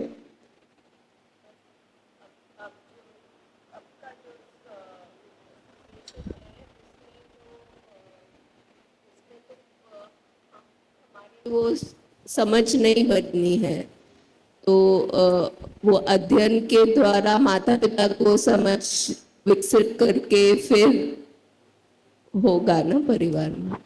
अभी संबंधों में आएंगे तो हम बात करेंगे कि माता का मतलब क्या। फिजिकली माँ बन गए, फिजिकली बाप बन गए तो माता हो गए क्या? जीवन के रूप में भी माँ और बाप बनना पड़ेगा। अभी फिजिकली तो सब बन जा रहे हैं, शारीरिक रूप से माता पिता, जैविक है ना, जैविक वर्ड चलता है आजकल, पर जीवन के रूप में माता और पिता का जो ऐश्वर्य है हम में आ गया क्या, उसके लिए अभ्यास करना पड़ेगा, प्रयास करना पड़ेगा। है तो बहुत अच्छा, नहीं है तो कहीं सीखना पड़ेगा, समझना पड़ेगा, अनुसरण कर अभ्यास करना पड़ेगा। हम ऐसे ही रहेंगे और हमारे बच्चे सुधर जाएंगे, ऐसा नहीं होगा। होगा क्या? नहीं हो पाएगा, एक दिन में होगा भी नहीं, समय भी लगेगा। तो पहले समझने की जरूरत है कि हमको करना क्या है। तो साधना इतना ही है। तो ये यदि पूरा हुआ तो अब मैं थोड़ी सी साधना के बारे में बात करना चाहूंगा कि ये तो अनुभव हुआ, ये साक्षात्कार हुआ, साक्षात्कार बोध हो रहा है, ये 4.5 है। अब समाधि क्या हुई, संयम क्या हुआ, अनुभव क्या हुआ, यहां पर हमको जाना है। ठीक है, थोड़ी सी चर्चा उधर करूंगा।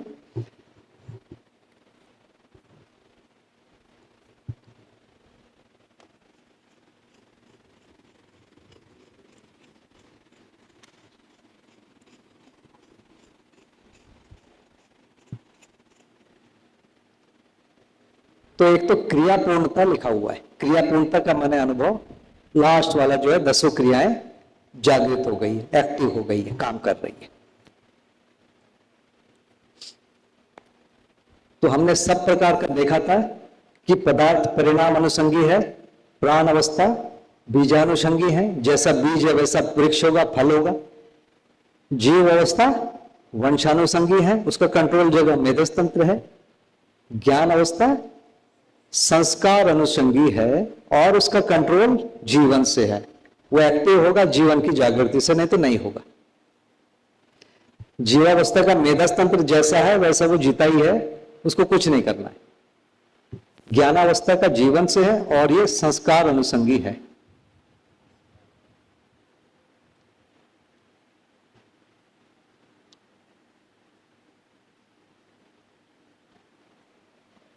संस्कार अनुसंगी होता क्या है? माने मैं अपनी समझ से काम करूंगा, समझ से चलूंगा। अब समझ का स्रोत क्या है? जैसे मान लीजिए मैं अभी हिंदी भाषा बोल रहा हूं, क्या मैंने इस भाषा का आविष्कार किया है? क्या लगता है किया है? नहीं, परंपरा से मैंने ले लिया। ये कपड़े मैंने आविष्कार किया है? ये पेन का, इसका, एक का भी नहीं। मैंने क्या किया? परंपरा से ले लिया। बढ़िया, इस शानदार घर में रह रहे हैं अभी हम, एसी मिल गया है, वो भी परंपरा का है। प्लेन में आ गए, ये भी परंपरा का है। तो सारी चीजें क्या है? परंपरा से ही मिल रही। तो चीजें हमको परंपरा से मिल रही है, पहले ये बात हमारे मन में अच्छे से बैठना पड़ेगा। तो संस्कार अनुसंगी का मतलब क्या हुआ? किसी से मेरे पास आया और उसको मैं कर लूं, तब माना जाएगा संस्कार अनुसंगी। अपने से कर लूं क्या माना जाएगा? अनुसंधान। यह संस्कार अनुसंगी नहीं हुआ। बात मेरी पहुंची? संस्कार अनुसंगी का मतलब ये स्रोत है, यहां से मेरे पास पहुंचा और उसके बाद मैंने किया, यह है संस्कार अनुसंगी। माने संस्कार किसी व्यक्ति के पास है, हमारे ऊपर वाली पीढ़ी के पास है,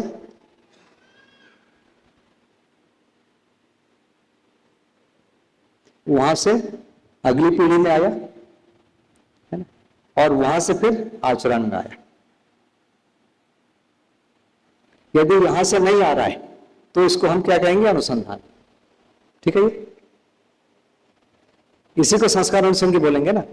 किसी से आया और यहां से फिर कहीं गया, तब संस्कार अनुसंहिता माना जाएगा। मैंने यदि खुद से कर लिया है तो संस्कार अनुसंहिता प्रमाणित नहीं हुई। तो संस्कार अनुसंहिता प्रमाणित होने के लिए दो कंडीशन है। पहला, किसी के द्वारा मेरे को अनुभव हुआ, एक। सेकंड, ये जो अनुभव हुआ वो किसी तक पहुंच जाना, ये घटना हुई, इसका नाम है संस्कार अनुसंहिता। ठीक है, कि और कुछ चर्चा करूं। किसी कोई एक व्यक्ति जिनको संस्कार है, जिनके पास, वहां से मेरे पास आ गया, मेरे पास से किसी और बच्चे तक पहुंच गया, ये पूरी चेन होगी तो क्या माना जाएगा? संस्कार अनुसंहिता प्रमाणित हुई, नहीं तो नहीं हुई। ठीक, इसमें सहमत है कि नहीं? तो क्रियापूर्णता क्या है? 10 क्रियाएं जागृत हो गई। ये कहां पर हुआ? जीवन में हुआ। संस्कार अनुसंहिता कहां प्रमाणित होना है? जीवन में नहीं, मानव परंपरा में। तो यहां से हमको मानव परंपरा की जरूरत पड़ी। तो मानव परंपरा से एक व्यक्ति से संस्कार मेरे पास ट्रांसफर हुए, इसके बाद यहां से दूसरे जगह गया, तब संस्कार अनुसंहिता प्रमाणित हुआ। इस चीज को करने का नाम है, किसी ने कर लिया, उसका नाम है दिव्य मानव, उसका नाम है आचरण पूर्णता।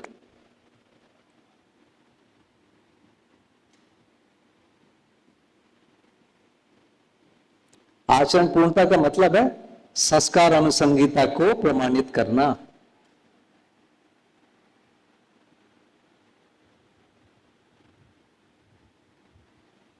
ये कब होगा? पहला कंडीशन है जीवन जागृति, तभी ये दूसरा कंडीशन है, इसी को हम कह रहे हैं आचरण पूर्णता।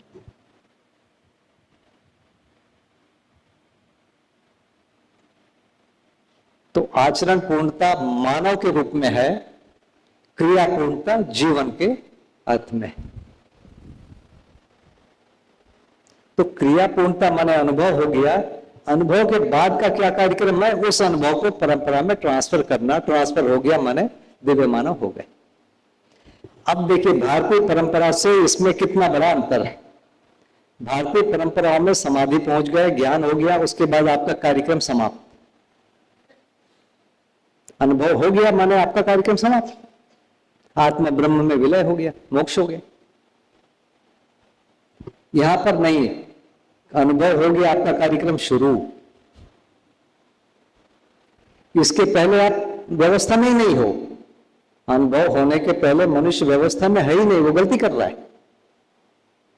अनुभव होने के बाद तो मानव पद मिला, उसके बाद वो परंपरा में ट्रांसफर करेगा। इस पूरी प्रक्रिया का नाम है आचरण पूर्णता। भारतीय परंपराओं में अनुभव के बाद कार्यक्रम समाप्त। मध्यस्थ दर्शन के हिसाब से अनुभव के बाद वास्तविक कार्यक्रम शुरू।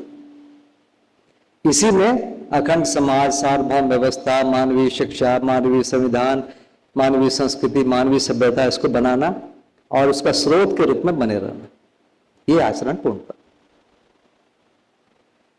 तो ये एक और बात है जो अंतिम लक्ष्य आया। ये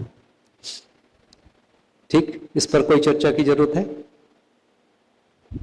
ये वो बिंदु है जहां पर हम फंसते हैं, भारतीय परंपरा में हम घुस जाते हैं, क्योंकि पूरी टर्मिनोलॉजी वही है। मन, वृत्ति, चित्त, बुद्धि, आत्मा लिखा हुआ है ना, व्यापक लिखा हुआ है, ब्रह्म लिखा हुआ है, न्याय लिखा हुआ है, धर्म लिखा हुआ है। तो हम कहां पहुंचते हैं? जो जिस परंपरा को मानता है धीरे धीरे वहीं चला जाता है और बोलता है कि यही वही है। पुराण वाला पुराण तक पहुंच जाता है, कुरान वाला कुरान तक पहुंच जाता है, वेद वाला वेद तक पहुंच जाता है, ये सब यहां चले जाता है। तो अनुभव को ट्रांसफर करना मानव परंपरा में होगा। इस पूरी प्रक्रिया के लिए भी कुछ जरूरत है। हमारा कार्यक्रम शुरू होता है। मतलब ये अभी तक मानवी की व्याख्या हुई ही नहीं थी, मानवी की व्याख्या नहीं हुई थी ना। फिर से बोलिए। इसमें जो आप बोलते हैं आचरण पूर्णता, हाँ। वहां तक जो अभी बोलते थे कि मानवी की व्याख्या हुई नहीं थी, इसके बाद ही होती है ना मानवी की व्याख्या, मानवीयता की व्याख्या। हाँ, हाँ, मानवता की व्याख्या। मानवता की व्याख्या, मानवता, हाँ जी, इसके बाद ही होती है ना? हाँ। हाँ, देखिए, उसके पहले डिस्कशन होता है ना, कल्पना होती है, ये सब तो होगा ही ना। तो आभास की स्थिति में सब होगा, तो सीधा अनुभव नहीं हो जाएगा, सीधा न्याय का अनुभव नहीं होगा। पहले न्याय का भास होगा, फिर न्याय का आभास होगा, फिर न्याय की प्रतीति होगी, फिर न्याय का अनुभव होगा। वैसे ही धर्म का पहले भास होगा, फिर धर्म का आभास होगा, फिर धर्म की प्रतीति होगी, धर्म का अनुभव होगा। सत्य का पहले भास होगा, फिर आभास होगा, फिर प्रतीति होगी, फिर अनुभव होगा, फिर प्रमाण भी होगा। जैसे अभी हम लोग सब सुन रहे हैं, क्या हो रहा है? अनुभव हो गया, हो सकता है किसी को अनुभव हो गया, पर कुछ को आभास हुआ, कुछ को प्रतीति हुई, कुछ को भास हुआ। तो बिना भास हुए आभास तक नहीं पहुंचेंगे, भास और आभास हुए बिना प्रतीति तक नहीं पहुंचेंगे, भास आभास प्रतीति हुए बिना अनुभव तक नहीं पहुंचेंगे। अनुभव होने के बाद ही प्रमाण आएगा। तो ये क्रम है। तो हम बहुत हड़बड़ी करते हैं, पुस्तक पढ़ लिया, अनुभव नहीं हो रहा है। भैया पहले तो भास होगा, भास न्याय का भास होगा, न्याय का भास होगा तो अच्छा लगेगा। आप मुझे बोलते हैं कि आइए बैठिए, है ना, तो मुझे बहुत अच्छा लगता है। ये क्या केवल भास है। अभी भी कोई हमको बोलता है आइए बैठिए बात करते हैं, तो अच्छा लगता है। अच्छा लगा माने क्या अच्छा लगा? आपका चेहरा अच्छा लगा, आपकी आवाज अच्छी लगी? नहीं, आपने मेरे को संबंध के रूप में स्वीकार किया, ये अच्छा लगा। ये न्याय प्रमाणित हो गया ऐसा नहीं बोलूंगा, लेकिन न्याय का भास निश्चित रूप से हुआ। हमको भी अच्छा लगा, आपको भी अच्छा लगा। थोड़ा और आगे हमारे बहुत सारे जो तर्क हैं वो सेटिस्फाई होने लगे आपसे बात करके, आपके आचरण को देख के, आपके डेडिकेशन या समझ को देख के। ये क्या हुआ? आभास भी होने लग गया और ज्यादा तृप्ति हुई। ये पूरी प्रक्रिया चलते चलते अनुभव होगा। तो इसमें हर दिन अच्छा लगता जाएगा, हर दिन तृप्ति बढ़ेगी। तो भास अपने आप में एक तृप्ति है, आभास और बड़ी तृप्ति है, क्योंकि हम तार्किक रूप से हर चीज को समझ गए। प्रतीति में हमने तर्क के अलावा वस्तु को भी पहचान लिया है कि हाँ व्यापक वस्तु होता है, मैं कंफर्म, जीवन होता है, निरंतर है, मैं इसमें बिल्कुल, मुझे डाउट ही नहीं है, एकदम निर्भ्रम हो गया। उसके बाद अनुभव होगा। तो ये भास आभास प्रतीति अनुभूति वाला जो रास्ता है वो तृप्ति का रास्ता है। ये हमारा साधना विधि है। तो साधना विधि क्या है? पहले भास होगा, फिर आभास, फिर प्रतीति, फिर अनुभव। ये हमारा मध्य दर्शन से होने वाला साधना विधि। तो जीवन, पहले हमने अस्तित्व वाली विधि से जीवन और जीवन की जागृति को समझा। अभी हमने दूसरा एक विधि ले लिया, जीवन क्या है, जीवन से होते हुए जीवन की जागृति और प्रमाण क्या है, उस पर हमने वहां तक पहुंचे। ठीक है, दोनों विधि है। कल जो हमने चर्चा किया था व्यापक और इकाई, वहां से चलते चलते जीवन तक आए थे। और जीवन का काम क्या है? 4 विषयों को नियंत्रित करके, पहले स्टेप में सामाजिक नियम, दूसरे स्टेप में क्रम से हम आगे बढ़ते बढ़ते तीनों लोकेशना और प्रामाणिकता तक पहुंचे। आज हमने दूसरा रास्ता अपनाया, जीवन क्या है, जीवन में कैसे हम आगे बढ़ते हैं, आगे बढ़ के आचरण पूर्णता तक कैसे होता है, वहां तक गए। यहां भी हमने जो आचरण है, जो व्यवहार है, उस पर वहां तक पहुंचे, मतलब डिराइव कर रहे हैं। अस्तित्व दर्शन विधि से मानवीयतापूर्ण आचरण डिराइव हुआ कल। आज हम जीवन ज्ञान विधि से मानवीयतापूर्ण आचरण को डिराइव किए। ठीक है, ये दोनों एक ही जगह पहुंचा। अब मानवीयतापूर्ण आचरण को भी उसी विधि से, अब आचरण विधि से भी एक बार देखेंगे। 3 ज्ञान है ना, अस्तित्व दर्शन ज्ञान, जीवन ज्ञान, मानवीयतापूर्ण आचरण ज्ञान। तात्विक, बौद्धिक या तार्किक और व्यवहारिक, तीनों होना पड़ेगा। तो तात्विक के लिए अलग एक प्रक्रिया, बौद्धिक के लिए अलग प्रक्रिया और व्यवहारिक के लिए अलग प्रक्रिया। इस पूरी चीज से हम यहां तक पहुंचे। ठीक हो गया?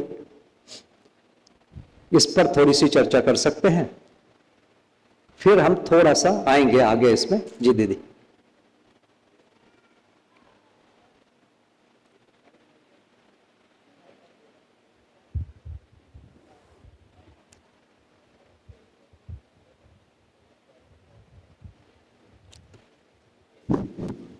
भैया, इसमें जो आपने कल जागृत जीवन और जागृति पूर्ण जीवन कहा था, जागृत जीवन और जागृति पूर्ण जीवन, तो इसमें क्रिया पूर्णता और आचरण पूर्णता के साथ भी उसको जी, थोड़ा अलाइन कर। तो जागृत जीवन ये है।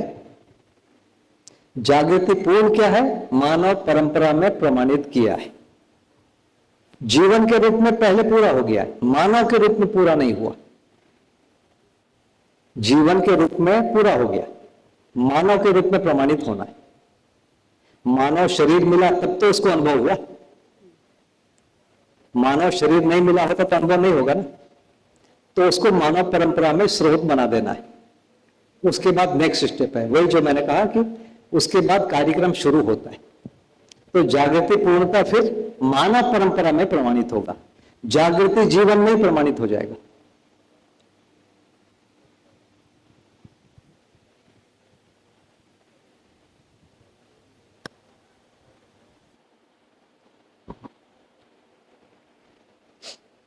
ठीक है जी।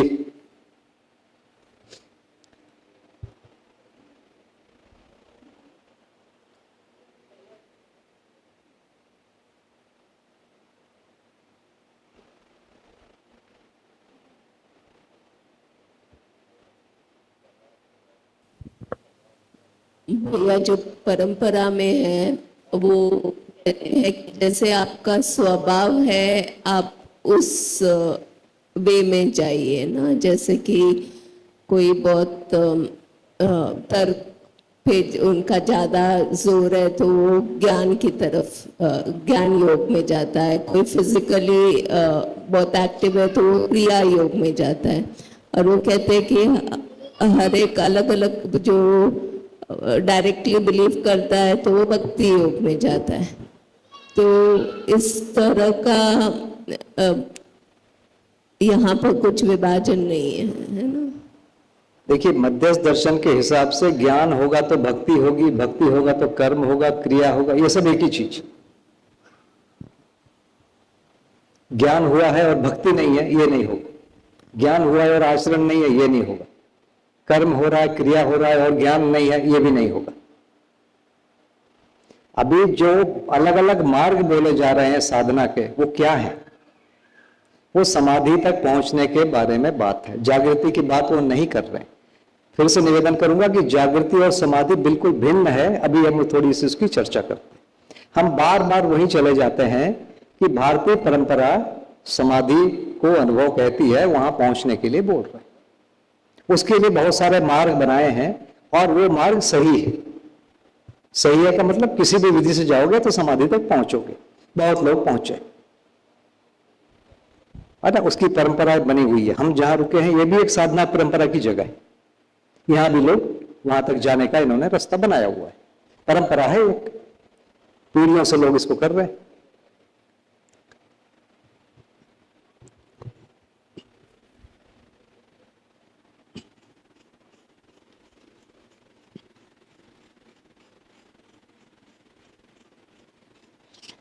देखिए, तकलीफ क्या है, आप योग दर्शन पढ़िए तो पतंजलि महाराज ने 8 स्टेप बताए।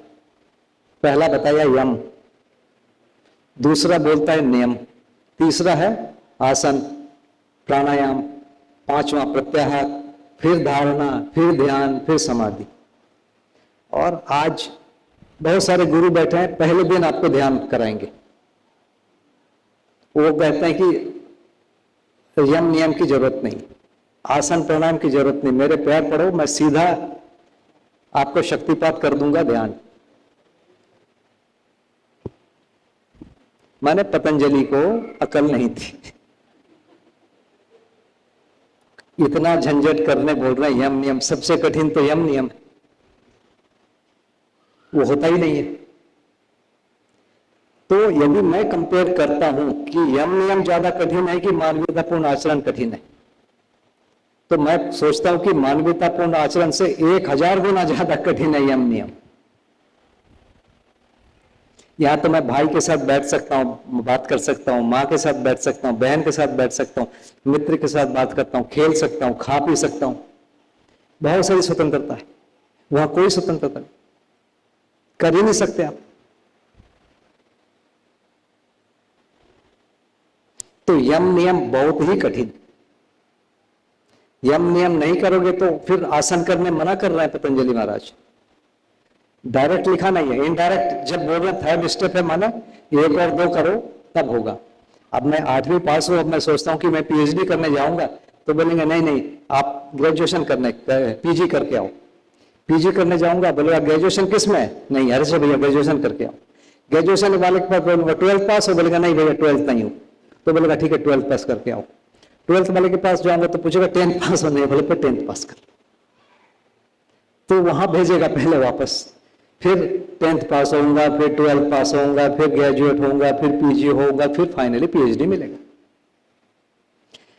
अब ये हम इसको अवॉइड करना चाह रहे हैं। 5-6 स्टेप पूरा धारणा तक सब बंद कर दिए, सीधा ध्यान करो, है ना। पतंजलि महाराज तो मना किए, मुझे पक्का पता है कि नहीं करो भाई।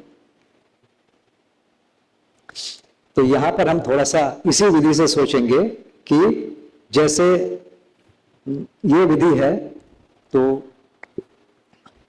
फिर से एक चित्र बनाता हूं। ये मन है,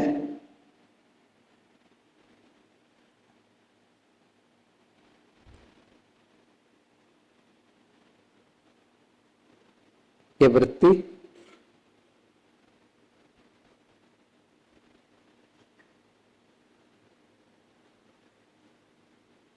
चित्त,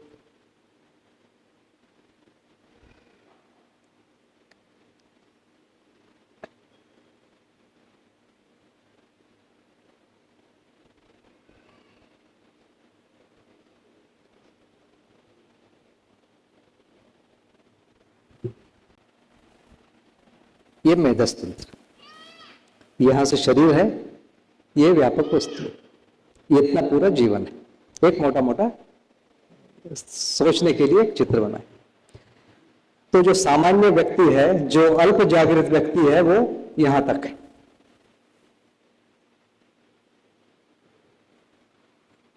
ये अल्प जागृत। समाधि में क्या हो रहा है?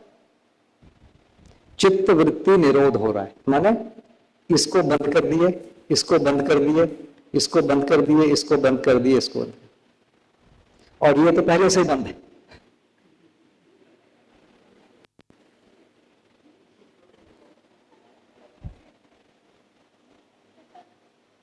तो समाधि को लिखेंगे तो कैसे लिखेंगे?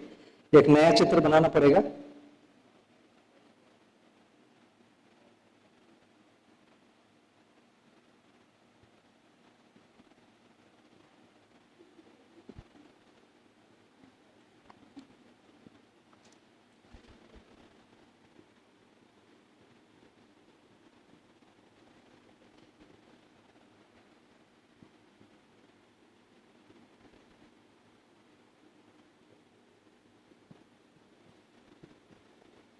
दसों क्रियाएं बंद है, इसका नाम है समाधि।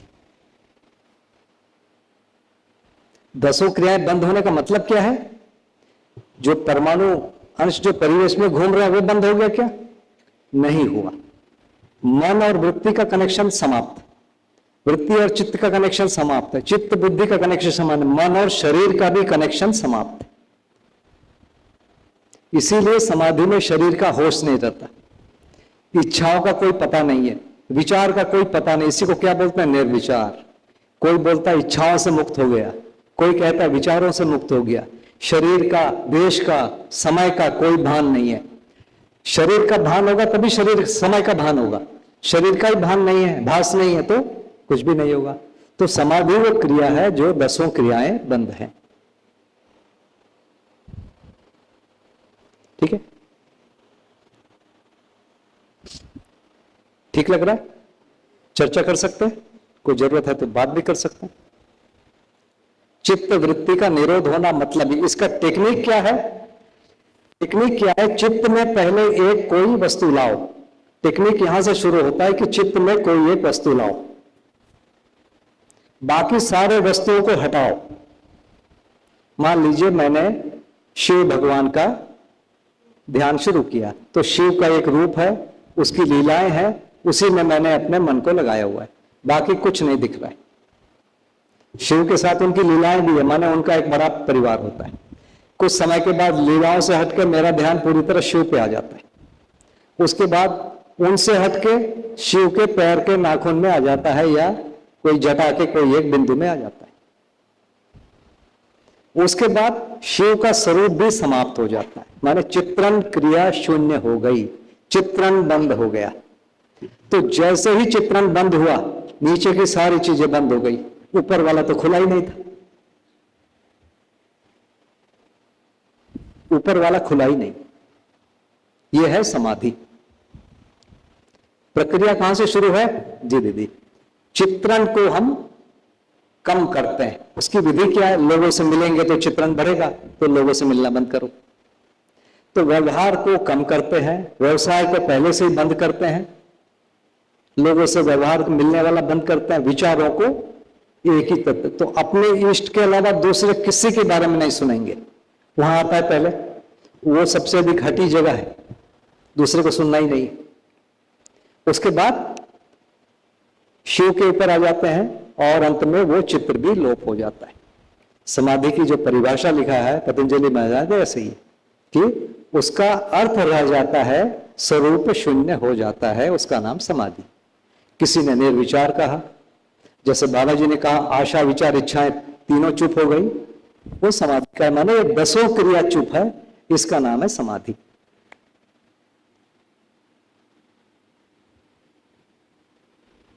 अब इसी को अलग अलग परंपराएं अलग अलग नाम देती है। कोई परंपरा इसी को निधिध्यासन कहता है।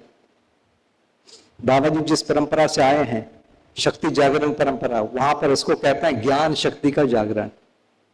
क्रिया शक्ति, इच्छा शक्ति, ज्ञान शक्ति का जागरण हो गया, ऐसे बोलते हैं। किसी जगह पर कैवल्य बोलते हैं, किसी जगह पर अभ्युदय कह रहे हैं।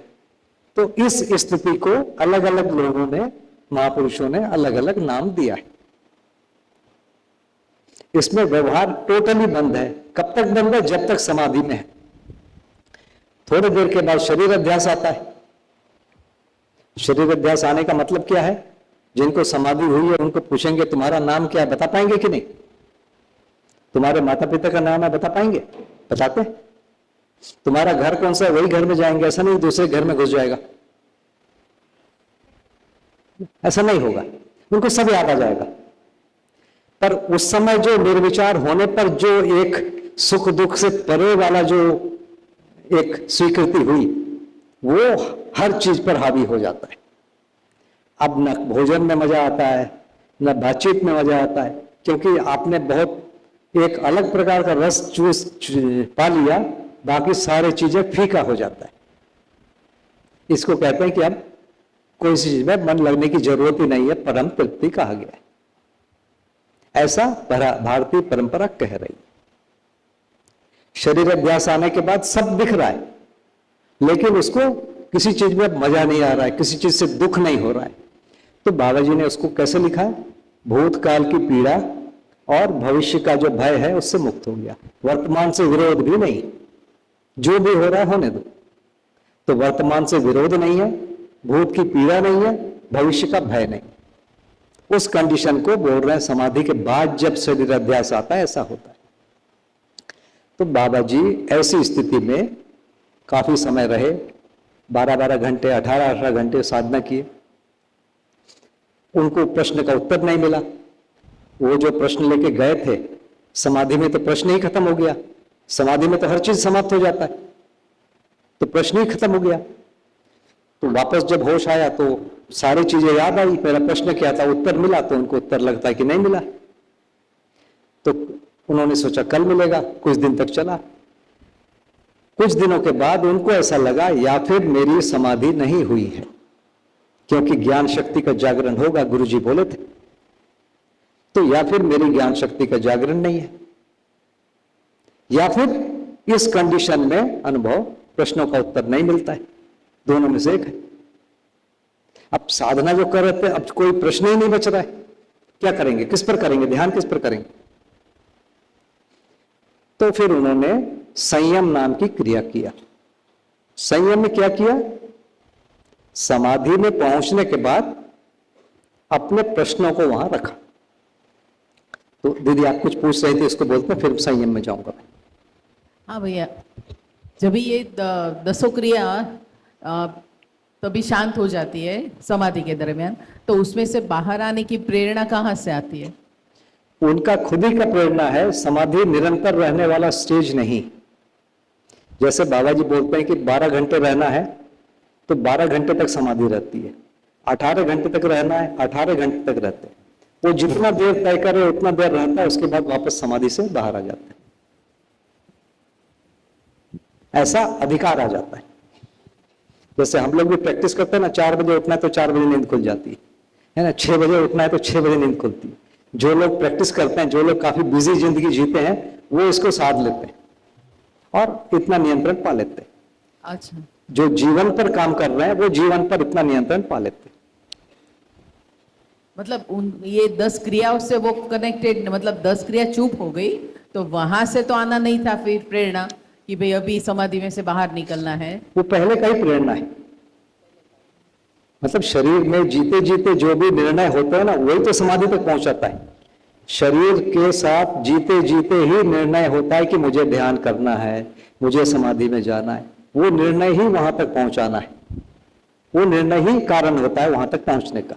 और दूसरा आपने बताया कि समाधि के बाद की स्थिति में भूतकाल की पीड़ा, वर्तमान की विरोध नहीं रहता है और भविष्य की चिंता नहीं रहती है। हाँ। तो वही स्थिति तो सब पाना चाहता है कि वर्तमान की स्वीकृति में सब जिए, ऐसा माना जाता है। ठीक है ना। बाबा जी को ऐसा लगा मेरे प्रश्न का उत्तर नहीं मिला, अब वो क्या करेंगे बताओ? भूतकाल की पीड़ा नहीं है, वर्तमान का विरोध नहीं है, भविष्य का भय नहीं है, लेकिन प्रश्न के उत्तर भी नहीं मिले, क्या करेंगे? तो उन्होंने निर्णय लिया कि शायद मेरी साधना पूरी हुई नहीं, या इस जगह पर पहुंचने के बाद साधना इससे आगे भी कुछ होती है।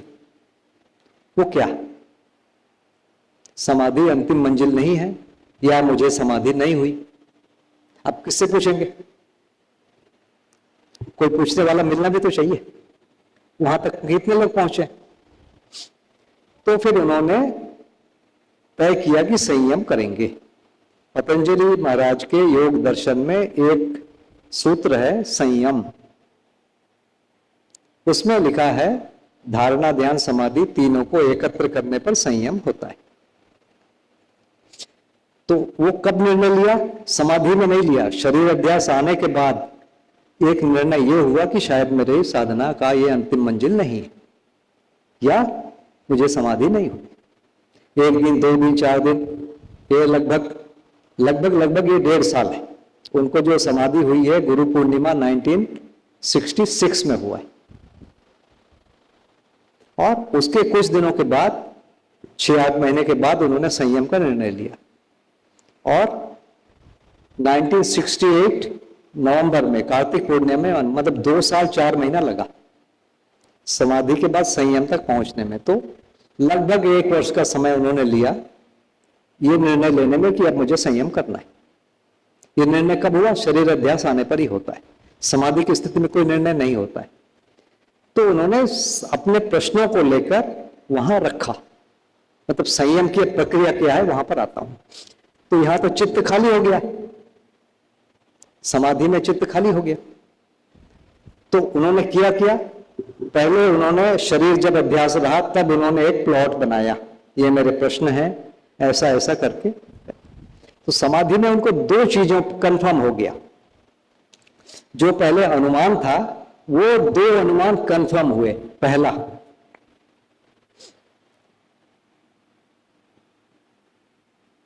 मैं हूं, ये कंफर्म हो गया। शरीर नहीं है, विचार नहीं है, इच्छा नहीं है, आशा नहीं है, तो भी मैं हूं।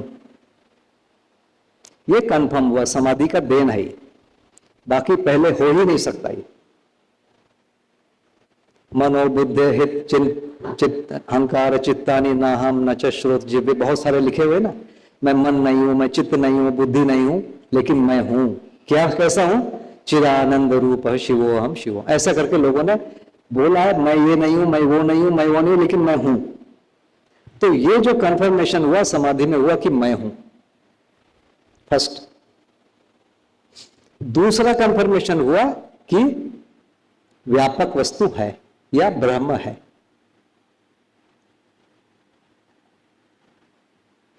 ब्रह्म क्या है?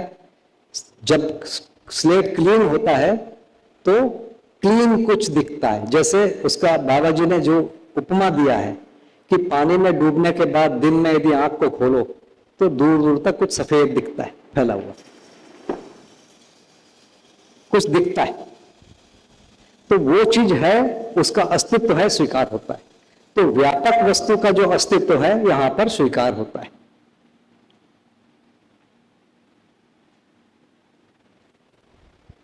ये दो चीज समाधि में ही कंफर्म होती है, उसके पहले नहीं होती है, किसी को भी नहीं होगी। वो हो गया उनको कंफर्म, उसके बाद प्रश्न भी बन गए। प्रश्न पहले से ही बने हुए थे, तो समाधि पहुंचने के बाद उनकी यह स्थिति है। क्या स्थिति है? मैं हूं, इसके बारे में कोई डाउट नहीं है। ब्रह्म या व्यापक वस्तु है, उसके बारे में कोई डाउट नहीं है, और प्रश्न है। ये कंडीशन है संयम की पृष्ठभूमि। ठीक है, ठीक है भैया।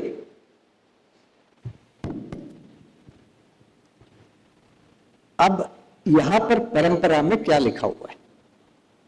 इस जगह को परंपरा में व्याख्या करते हैं 4 महावाक्य के रूप में।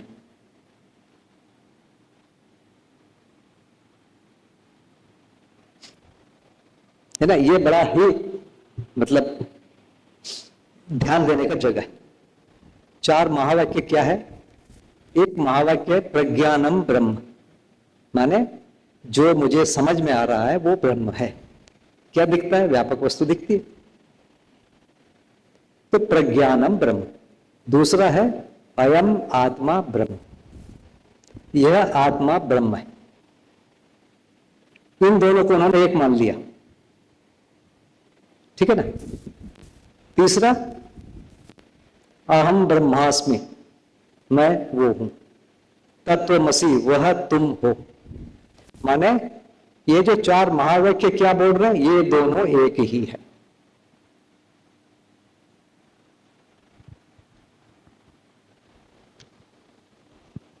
कहां पहुंचे हम? समाधि में जो दिखता है उसकी जो आगे व्याख्या हुई। कौन व्याख्या किया? उन्होंने कुछ बोला, उनके शिष्यों ने कुछ लिखा। अब समाधि वाला तो कुछ लिखेगा नहीं, उसको क्या पढ़िए, उसको तब कुछ नहीं चाहिए।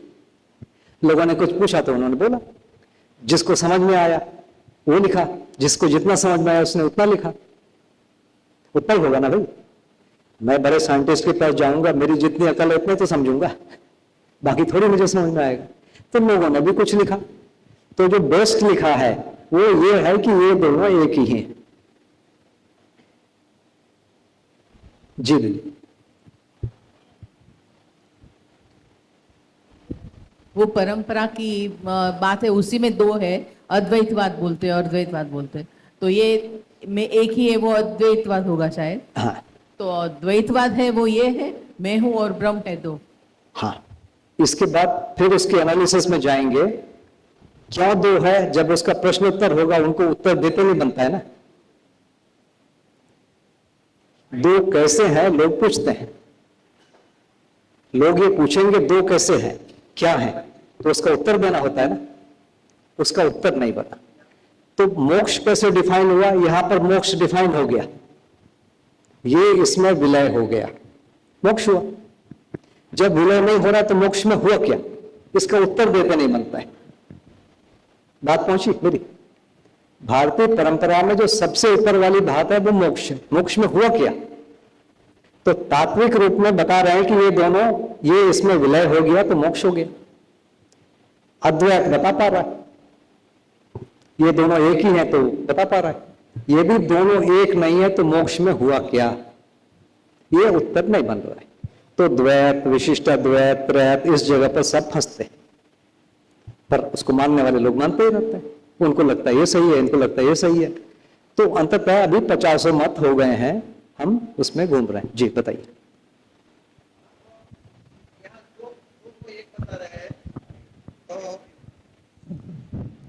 ये तत्वमसी है, वो भी तो उसी में ही मिला हुआ मुझे तो लगता है। तत्वमसी मतलब वही मतलब होता है, अहम ब्रह्मास्मि, अयम आत्मा ब्रह्म और तत्वमसी, ये वैसे तो तीनों एक ही लगता है। हाँ, वही तो कह रहे हैं। तत्वमसी मतलब तत्व त्वम असि, माने वह तुम हो। इन दोनों को एक बोला जा रहा है। ये जो दो चीजें हैं, मैं हूं और ब्रह्म है, इन दोनों को एक ही बोल रहा है ये 4 महावाक्य। ये 4 महावाक्य का मतलब ये है कि ये मीनिंग होना, ये मीनिंग होता ही मोक्ष डिफाइन हो रहा है, नहीं तो मोक्ष डिफाइन नहीं हो रहा है। इसलिए इसकी बड़ी मान्यता हो गई। ठीक है। ये अब यहां से हम, मतलब बाबा जी अब यहां से आगे बढ़े तो क्या किया इन्होंने।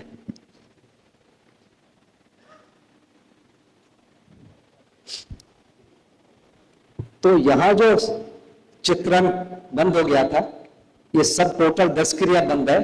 तो संयम में उन्होंने क्या किया, ये वाली क्रिया को स्टार्ट किया। क्या किया, ये वाले प्रश्न रखे, इसको रखा, इसको रखा, इन तीनों को यहां रखा।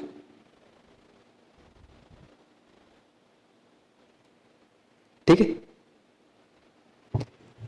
तो जैसे ही इसको रखा, ये भी एक्टिव हो गया, माने ये एक्टिव हो गया, ये एक्टिव हो गया।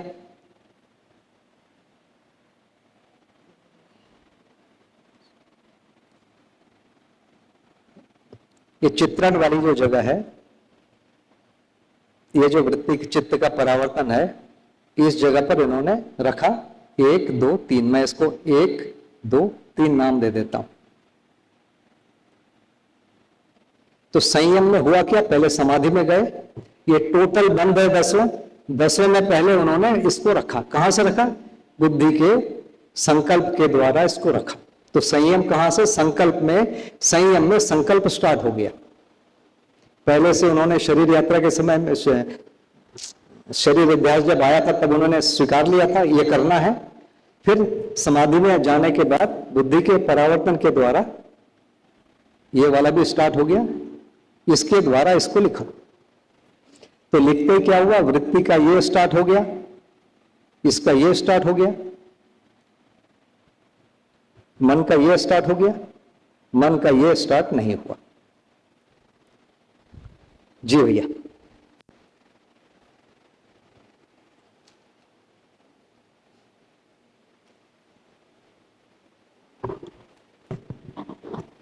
समाधि में जब 10 क्रिया बंद हो गई या हो जाती है, किसमें, समाधि में जब 10 क्रिया बंद हो जाती है, तो फिर चित्त में ये कैसे रखेंगे जब बंद ही है। बंद होने का मतलब क्या है, चित्त का परावर्तन नहीं हो रहा, प्रत्यावर्तन नहीं हो रहा है, ये मतलब इनके आपस के कनेक्शन टूट गए। परमाणु अंश जो घूम रहे हैं वो घूमते ही रहते हैं, वो तो बंद नहीं होता। तो चूंकि उन्होंने शरीर अभ्यास के समय में संकल्प किया था कि अब मुझे संयम करना है, तो समाधि में जाने के बाद ये वाली क्रिया संकल्प एक्टिव होती है और नया चित्रण स्टार्ट करते हैं। पुराने सारे चित्रण बंद हैं, अब उन्होंने नया चित्रण डाला। क्या डाला, व्यापक है, मैं हूं और ये मेरे प्रश्न है। तो जैसे इसको डाला वैसे ही वृत्ति स्टार्ट हो गई। चित्त में कुछ भी होगा तो वृत्ति स्टार्ट हो जाएगी, वृत्ति में कुछ भी होगा तो मन स्टार्ट हो जाएगा। लेकिन शरीर अभ्यास वाला बंद है, ये वाला बंद ही रहा। तो संयम का जो फर्स्ट स्टेज हुआ, इसमें इतनी सारी क्रियाएं हैं, ये बंद है, ये बंद है।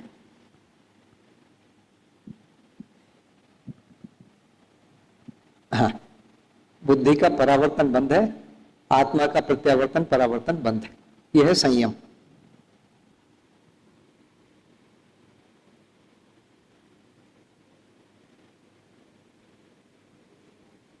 तो संयम में क्या हो रहा है? मन का परावर्तन बंद है, मन का प्रत्यावर्तन चालू है, वृत्ति का परावर्तन चालू है, चित्त का परावर्तन चालू है, ये चालू। तो संयम में 1 2 3 4 5 क्रिया, इतनी क्रियाएं हो रही है। 2 1 3 1 4 नहीं हो रही, तो इसमें 6 क्रिया चालू है। इसमें 10 बंद हो गई, फिर उनके 6 स्टार्ट हुए। मन का परावर्तन होता नहीं, शरीर का होश रहेगा ही नहीं, और ऊपर के कुछ भी चालू नहीं रहेंगे। तो ये फर्स्ट स्टेज है। सेकंड स्टेज में 10वां स्टार्ट हो गया, फिर ये पहुंच गया, ये हुआ संयम।